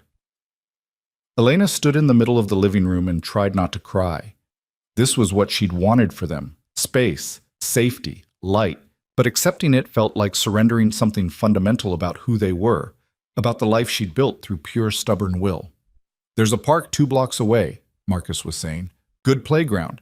The elementary school in the district is excellent, and there's a pediatrician in the building who's agreed to take Luna on as a patient." "Of course there is." Elena's voice came out sharper than intended. Dominic thinks of everything. He's trying. I know, that's what scares me. She turned to Marcus. What does he want from this? Really? Because people don't just hand over luxury apartments and comprehensive security without expecting something in return. Marcus was quiet for a moment, watching the children explore their new rooms. Then he said, Can I tell you something? Off the record? Okay. I've known Dominic since we were 8 years old. We grew up in the same group home after his father went to prison and my parents died. He was already broken by then, already convinced he was going to turn into his father no matter what he did. Marcus leaned against the wall. I watched him build his empire, watched him turn himself into exactly what he was afraid of becoming: cold, calculating, capable of terrible things. This isn't making me feel better. I'm getting there. Marcus smiled slightly. 2 weeks ago, he called me at 3 a.m., completely falling apart. Said he had children he didn't know about, that he'd made the worst mistake of his life 3 years ago, and he didn't know how to fix it. I've never heard him sound like that. Vulnerable, scared, human. Elena swallowed hard. What did you tell him? That he couldn't fix it. Not really, but he could try to do better going forward. Marcus met her eyes. He doesn't want anything from you except the knowledge that his children are safe. That's it. No control, no access, just safety. Because for the first time in his life, he cares about something more than his empire. And what happens when that changes? When he gets bored or the novelty wears off? Then I'll help you disappear so thoroughly he'll never find you again. Marcus said it with such absolute certainty that Elena believed him. I'm loyal to Dominic, but I'm not blind to what he is. And those kids deserve better than being chess pieces in his world. Before Elena could respond, her phone rang. Unknown number. She almost didn't answer. Ms. Cruz? A woman's voice, professional. This is Detective Sarah Morrison with NYPD. I need to speak with you about an incident last night involving 2 men outside your previous residence. Elena's blood went cold. What kind of incident? The kind that involves questioning. Can you come down to the station? I have 2 young children. I can't just... I can come to you. What's your current address? Elena gave it, her mind racing. What had happened? Had someone been arrested? Were the men from last night in custody? Detective Morrison arrived 30 minutes later. Mid-40s, sharp eyes, the kind of cop who'd seen everything and believed nothing. She accepted Elena's offer of coffee and sat at the kitchen table like they were old friends. I'll cut to the chase, Morrison said. Last night, 2 men were picked up near your old building, Russians. Low-level muscle working for Anton Volkov. They're claiming they were there on business, but witnesses say they were confronting you and your children before some other men intervened. I don't know anything about that, Elena said carefully. Really? Because their story matches the timeline of your daughter's hospital admission. And the men who intervened? Their description matches known associates of Dominic Vale. Morrison pulled out a photo. Do you know this man? It was Marcus. Elena kept her face neutral. No. Ms. Cruz, I'm not here to get you in trouble. I'm here because Anton Volkov and Dominic Vale are dangerous men. And when dangerous men start circling a young mother with children, that's when people get hurt. Morrison leaned forward. If you're in some kind of trouble, if Vale is threatening you or forcing you into something, he's not. Then why did you move apartments overnight? Why is there suddenly a security detail watching this building? Why are you on Dominic Vale's health insurance? Morrison's voice was kind but relentless. I've been working organized crime for 15 years. I know how this goes. They start with help, protection, money. Then suddenly you're trapped and you can't get out. Elena thought about the trust funds, the apartment, the security, everything Dominic had wrapped around them in less than a week. What do you want me to say? She asked quietly. I want you to tell me the truth. Are you safe? Are your children safe? The question sat there between them. Was she safe? She didn't know anymore. The threats from Volkov were real. The protection from Dominic was real, but so was the cage forming around them, invisible bars made of money and security and dependence. My children are safe, Elena said finally. That's what matters. And you? I'm managing. Morrison studied her face for a long moment. Then she pulled out a card, set it on the table. My direct line. If that changes, if you need help getting out, if anything happens, you call me. Anytime, day or night. Thank you. One more thing. Morrison stood. Dominic Vale might seem like he's helping now, but men like him don't change. They just get better at hiding what they are. Don't forget that. She left. Elena sat at the kitchen table in her beautiful new apartment and stared at the detective's card. In the next room, her children played with toys Marcus had brought. New toys, expensive toys, the kind she'd never been able to afford. Everything was better now. Everything was safer. So why did it feel like the walls were closing in? Her phone buzzed. A text from Dominic. The detective came by? Are you okay? Of course he knew. Probably had someone watching the building, monitoring who came and went. I'm fine. She's concerned about the incident last night. I handled it. The men won't be a problem anymore. What does handled mean? A long pause. Then, do you really want to know? No. She didn't. Because knowing meant being complicit, meant crossing a line from victim to participant in whatever dark world Dominic inhabited. Just tell me they won't come back. They won't. I promise. She set down her phone and tried to figure out how she'd gotten here. 1 week ago, she'd been scraping by, invisible and safe in her anonymity. Now she was living in luxury, protected by dangerous men, tied to someone she'd spent 3 years trying to forget. The knock on the door made her jump. Marcus checked the security camera first, then opened it. Margaret stood in the hallway, her weathered face creased with concern. They told me you moved, Margaret said. Didn't even say goodbye. It happened fast. Elena felt guilt wash over her. I'm sorry. I should have what? You were running. I know running when I see it. Margaret came inside, looked around at the apartment. This is nice, safe, good for the children. It's Dominic's, Elena said. The building, the apartment, all of it. The father? Elena nodded. Margaret sat down at the kitchen table, same spot Detective Morrison had occupied minutes before. You going to tell me the whole story, or just the parts you think I can handle? So Elena told her. Everything. The pregnancy, the rejection, the 3 years of hiding, the gala, the confrontation, the men outside her old building, Dominic's sudden reappearance, and the infrastructure of protection that had wrapped around them overnight. Margaret listened without interrupting. When Elena finished, the older woman was quiet for a long time.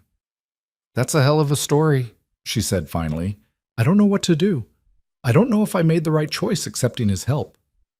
Did your children eat breakfast this morning? The question caught Elena off guard. Yes? Why? Did they eat enough? Or did you have to ration it out, make sure there was enough for tomorrow too? Elena's throat tightened. They ate enough. And when Luna gets sick again, will you be able to afford her medicine? Or will you have to choose between medication and rent? I can afford it now. The trust fund, exactly. Margaret reached across the table, took Elena's hand. I know you're scared. I know accepting help from him feels like betraying everything you built. But those babies need their mother alive and healthy and not working herself to death. If his guilt money keeps you all safe and fed, that's not weakness.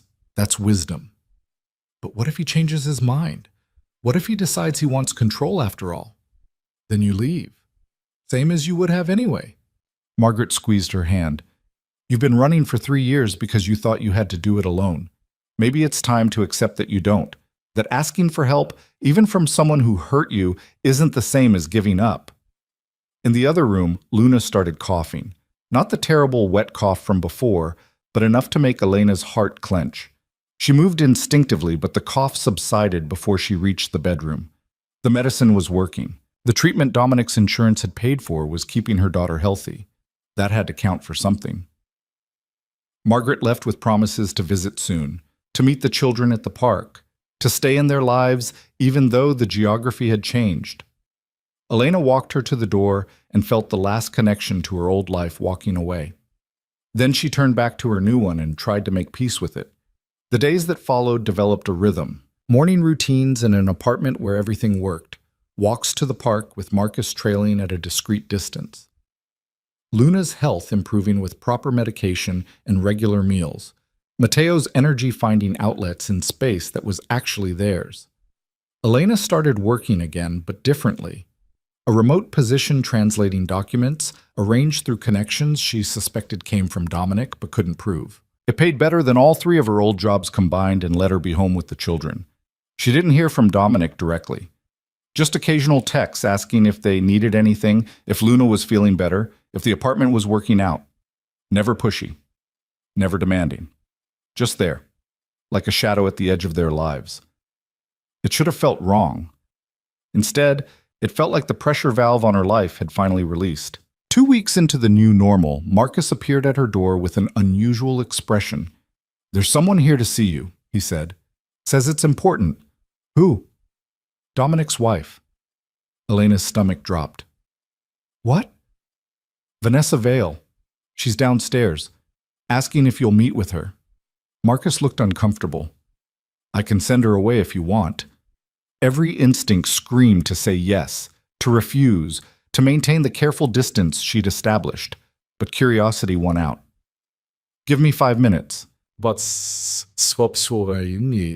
she changed into clean clothes, checked on the children who were occupied with building blocks, and took the elevator down to the lobby where a woman who looked like she belonged on magazine covers waited with perfect posture and careful neutrality. "Miss Cruz," Vanessa said, "thank you for seeing me. What do you want?" "To talk, honestly." Vanessa gestured to the seating area in the lobby.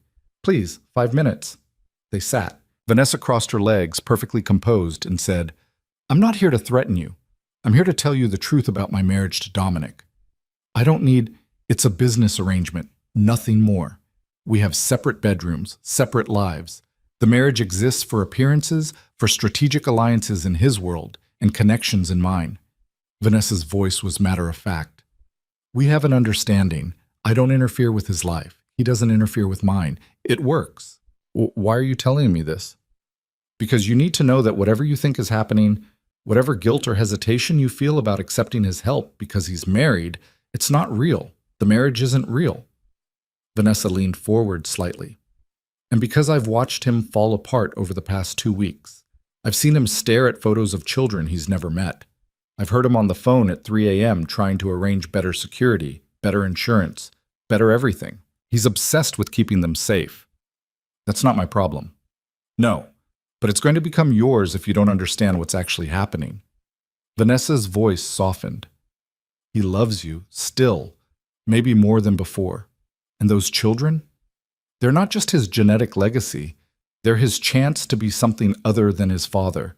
You hold all the power here, not him, so stop acting like you're the one trapped." Elena stared at her.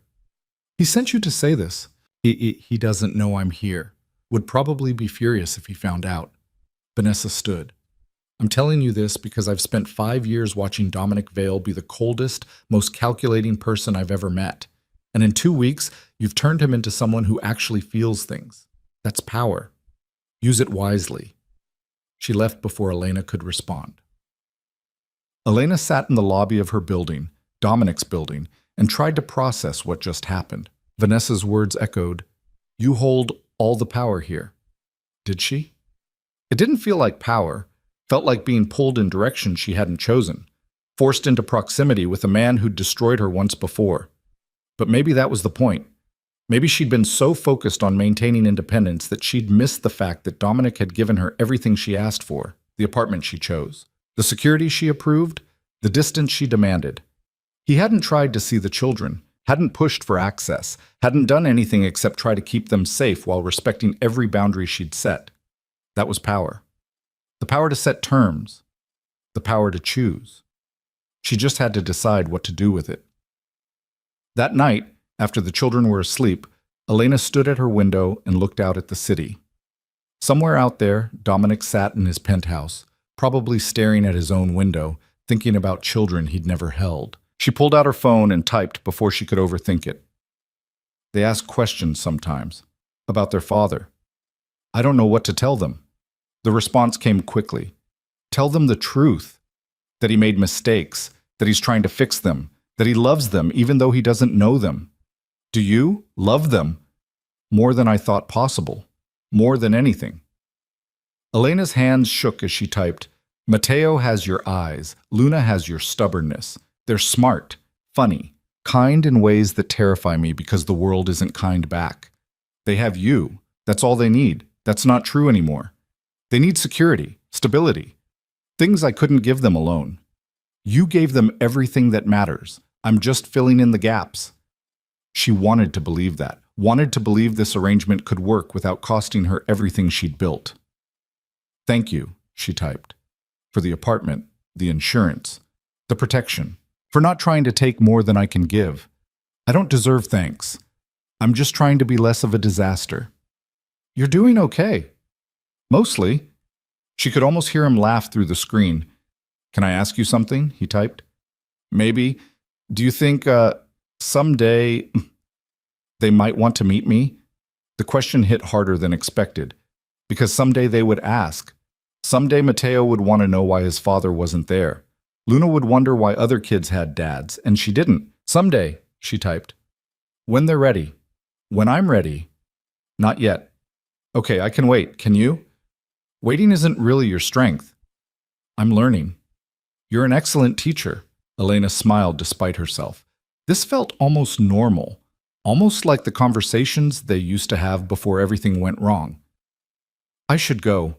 Early morning tomorrow. Sweet dreams, Elena. Anna, she corrected gently. Right, sorry. Sweet dreams, Anna. She set down her phone and realized her heart wasn't racing anymore. The panic that had accompanied every interaction with Dominic for the past 2 weeks had faded into something else. Not trust. Not yet. But maybe the beginning of it. The call came 3 days later at 2 a.m. Marcus's voice, tight with urgency. Get the children. Now. We're moving you. Elena was awake instantly. What happened? Volkov made a move. Tried to hit one of Dominic's operations. It went badly. There's going to be retaliation, and we can't risk you being anywhere predictable. Where are we going? Somewhere safe. Completely off the grid. Dominic's already there. He'll explain everything. 20 minutes later, Elena and her sleepy children were in an SUV with darkened windows, Marcus driving through empty streets while 2 other security vehicles flanked them. Mateo was quiet, his gray eyes alert despite the hour. Luna dozed against Elena's shoulder. They drove for over an hour, leaving the city behind, heading into countryside Elena didn't recognize. Finally, they pulled up to a house that looked like it belonged in a magazine. Modern, isolated, beautiful in a way that screamed money and security. Dominic met them at the door. He looked different. No suit, just jeans and a sweater. His hair was messed up like he'd been running his hands through it. And when he saw the children, his children, for the first time, everything in his face just broke open. Hi, he said, and his voice cracked on the single syllable. Mateo stared at him with those matching gray eyes. Who are you? Dominic looked at Elena, asking permission with his eyes. She took a breath and made a choice. This is Dominic, she said quietly. He's your father. The words hung in the air. Luna woke up fully, looking between her mother and this stranger. Mateo's expression didn't change, but Elena could see his mind working, processing. You're the one who gave us the apartment, Mateo said finally. Yes. And the toys? Yes. Why? Such a simple question, such a complicated answer. Dominic knelt down, bringing himself to eye level with his son. Because I made a mistake, a really big one, and I'm trying to fix it. What mistake? I wasn't there when you needed me, when your mom needed me, and I'm sorry for that. Mateo considered this with the seriousness of someone much older. Then he said, Mama says mistakes are okay if you learn from them.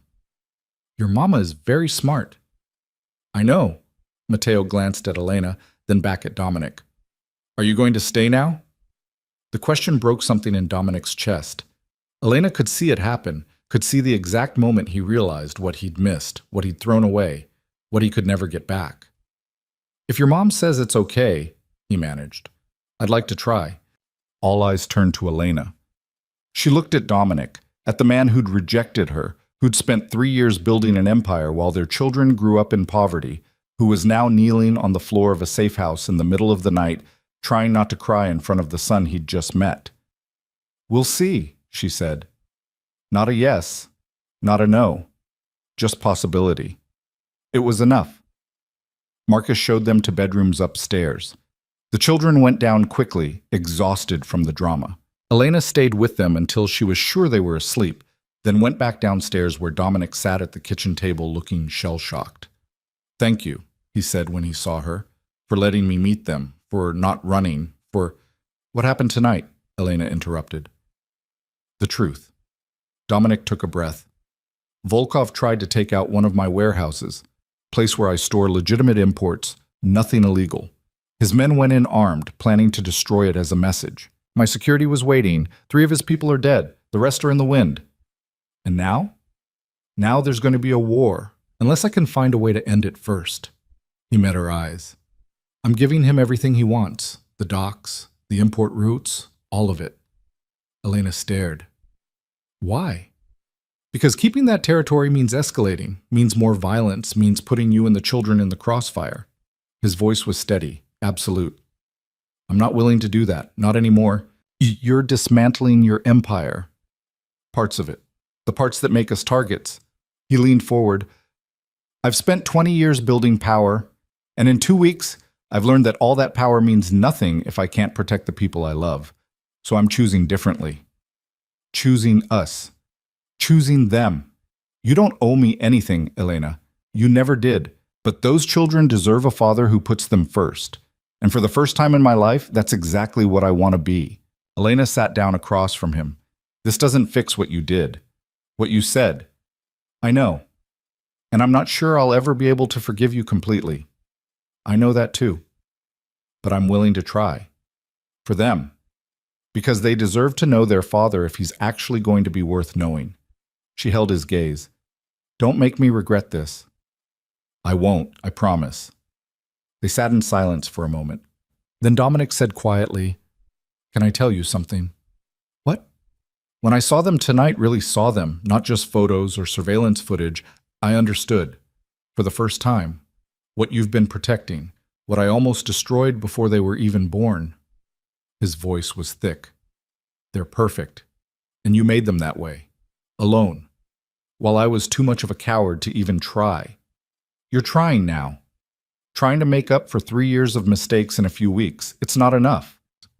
No, Elena agreed, but it's something, and something is better than nothing. She stood, exhausted beyond measure. I'm going to bed. Tomorrow, we'll figure out what comes next. But tonight, we all just need to sleep. Elena. He stopped her at the doorway. I meant what I said. I love you, still. I know I don't have the right. I know I destroyed that chance, but I need you to know that everything I'm doing isn't just about them. It's about you two. About trying to become someone who deserves a second chance. Elena looked at him for a long moment. At the man who'd broken her, the man who was trying to fix himself, the father of her children who'd finally chosen them over his fear. Then prove it, she said quietly. Not with money or security or grand gestures. Prove it by showing up, by being present, by choosing us every day even when it's hard. I will. I promise. She went upstairs to check on her sleeping children one more time. Matteo had kicked off his blankets. Luna clutched her stuffed rabbit. They looked peaceful, safe. For the first time in 3 years, Elena let herself believe they might actually be. The next morning, she woke to the sound of laughter. Not screaming, not crisis, just pure, delighted childhood laughter. She found Dominic in the kitchen making pancakes while Matteo supervised and Luna sat on the counter directing operations like a tiny chef. The scene was so domestic, so normal, that it hurt to look at. The secret is butter, Dominic was saying seriously to Matteo, and you have to flip them at exactly the right time. How do you know when?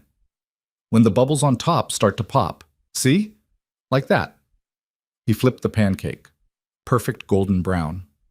Luna clapped. Again! Dominic saw Elena in the doorway and smiled, uncertain, hopeful. Morning, we're making breakfast. Hope that's okay. It's fine. She moved into the kitchen, accepted the coffee he'd already poured for her. You're good at this.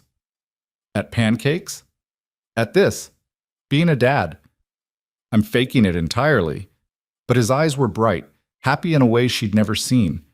They're incredible. Do you know Luna has opinions about star shapes versus regular circles? Very strong opinions. She gets that from you. The stubbornness? He grinned. Fair. They ate breakfast together. A family. Broken and rebuilt and fragile, but real. Mateo told jokes that weren't funny, but everyone laughed anyway. Luna ate 3 pancakes and declared herself the champion. Dominic looked at Elena across the table, and she could see everything he was feeling written across his face. Love, regret, hope, fear. All the things he'd taught himself not to feel coming back at once. After breakfast, Marcus appeared with news. Volkov accepted the terms. The docks are his. The territory dispute is over. Dominic nodded. Good. What else? Your legitimate businesses are solid. The board of directors for the foundation approved your expansion proposal. You're officially transitioning from criminal empire to actual philanthropist. Marcus grinned. How does it feel to be going straight? Weird. Good weird. Dominic looked at Elena. I'm starting a foundation for families in situations like yours was. Single parents, immigrants, people who need help but fall through the cracks. Housing assistance, medical care, education support. Using your guilt money for good, Elena asked, but there was no bite to it. Using my blood money to help people I should have helped all along, including you. She wanted to argue, wanted to maintain the walls that had kept her safe. But looking at him now, at the father playing with his children, at the man trying to build something better from the ruins of what he'd been, she found she didn't want to fight anymore. Okay, she said simply. Okay? Okay, we'll try this. Really try. Not just for the kids. For us too. She held his gaze. But if you screw this up, if you hurt them or me or disappear when things get hard, I won't. I promise. I'll show up every single day for the rest of my life if that's what it takes to prove I've changed. Mateo tugged on Dominic's sleeve. Can we go outside? Luna wants to see the stars even though it's daytime. Stars don't come out during the day, buddy. Luna doesn't care. She wants to look anyway. Dominic laughed and let himself be dragged outside by 2 3-year-olds who'd decided he was worth knowing. Elena watched them through the window. Her children, their father, a family she'd never imagined having. Marcus came to stand beside her. He's going to be okay. You know that, right? He's actually going to pull this off. Maybe. Elena smiled slightly. Or maybe we'll all figure it out together. That works too. Outside, Dominic lifted Luna onto his shoulders so she could see the sky better. Mateo held his hand and pointed at clouds. They looked happy, complete in a way that made Elena's heart ache. She'd spent 3 years running from this man, building a life without him, protecting her children from the damage she thought he'd cause. But maybe, just maybe, she'd been wrong. Maybe people could change. Maybe love could survive mistakes. Maybe families could be built from broken pieces and still be whole. She went outside to join them. Dominic saw her coming and held out his free hand. An invitation, a question. Elena took it.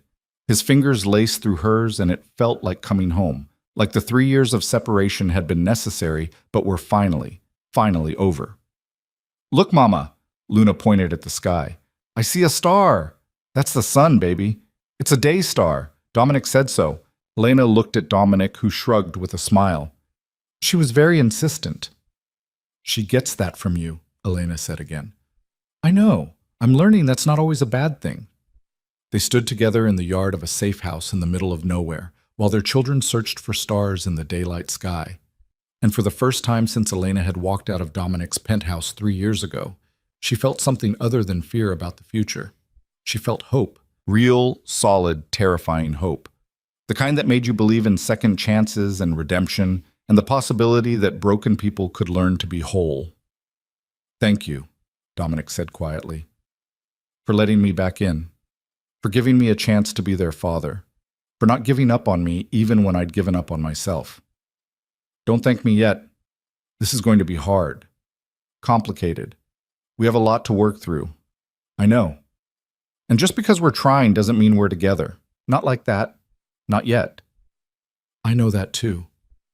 But someday, Elena said, and her voice was soft with possibility. Maybe. If you keep showing up, if you keep choosing us, maybe someday we could be something real. Dominic turned to her, and his eyes were bright with tears he wasn't bothering to hide anymore. I'd wait forever for that. For you. For this. You won't have to wait forever, just until I'm ready. Then I'll be here.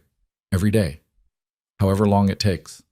Mateo ran over and crashed into both of them, wrapping his small arms around their legs. Group hug! Luna scrambled down from Dominic's shoulders and joined the pile. 4 people, tangled together, laughing in the sunlight. A family. Broken and rebuilt and imperfect, but theirs. Elena looked at Dominic over their children's heads and saw her future reflected in his eyes. Not perfect, not easy, but real, and worth fighting for. We're going to be okay, she said. To him, to herself, to the universe that had brought them back together despite everything. Yeah, Dominic agreed, his voice thick with emotion. We really are. And for the first time in 3 years, Elena believed it. The twins she'd protected alone were safe now. The man who'd rejected them had chosen them instead, and the life she'd built from nothing had transformed into something she'd never dared to imagine. Not because someone had saved her, but because she'd been strong enough to accept help, brave enough to give second chances, wise enough to know that family wasn't about perfection. It was about who stayed. And this time, against all odds and despite every mistake, he was staying. They all were. Together.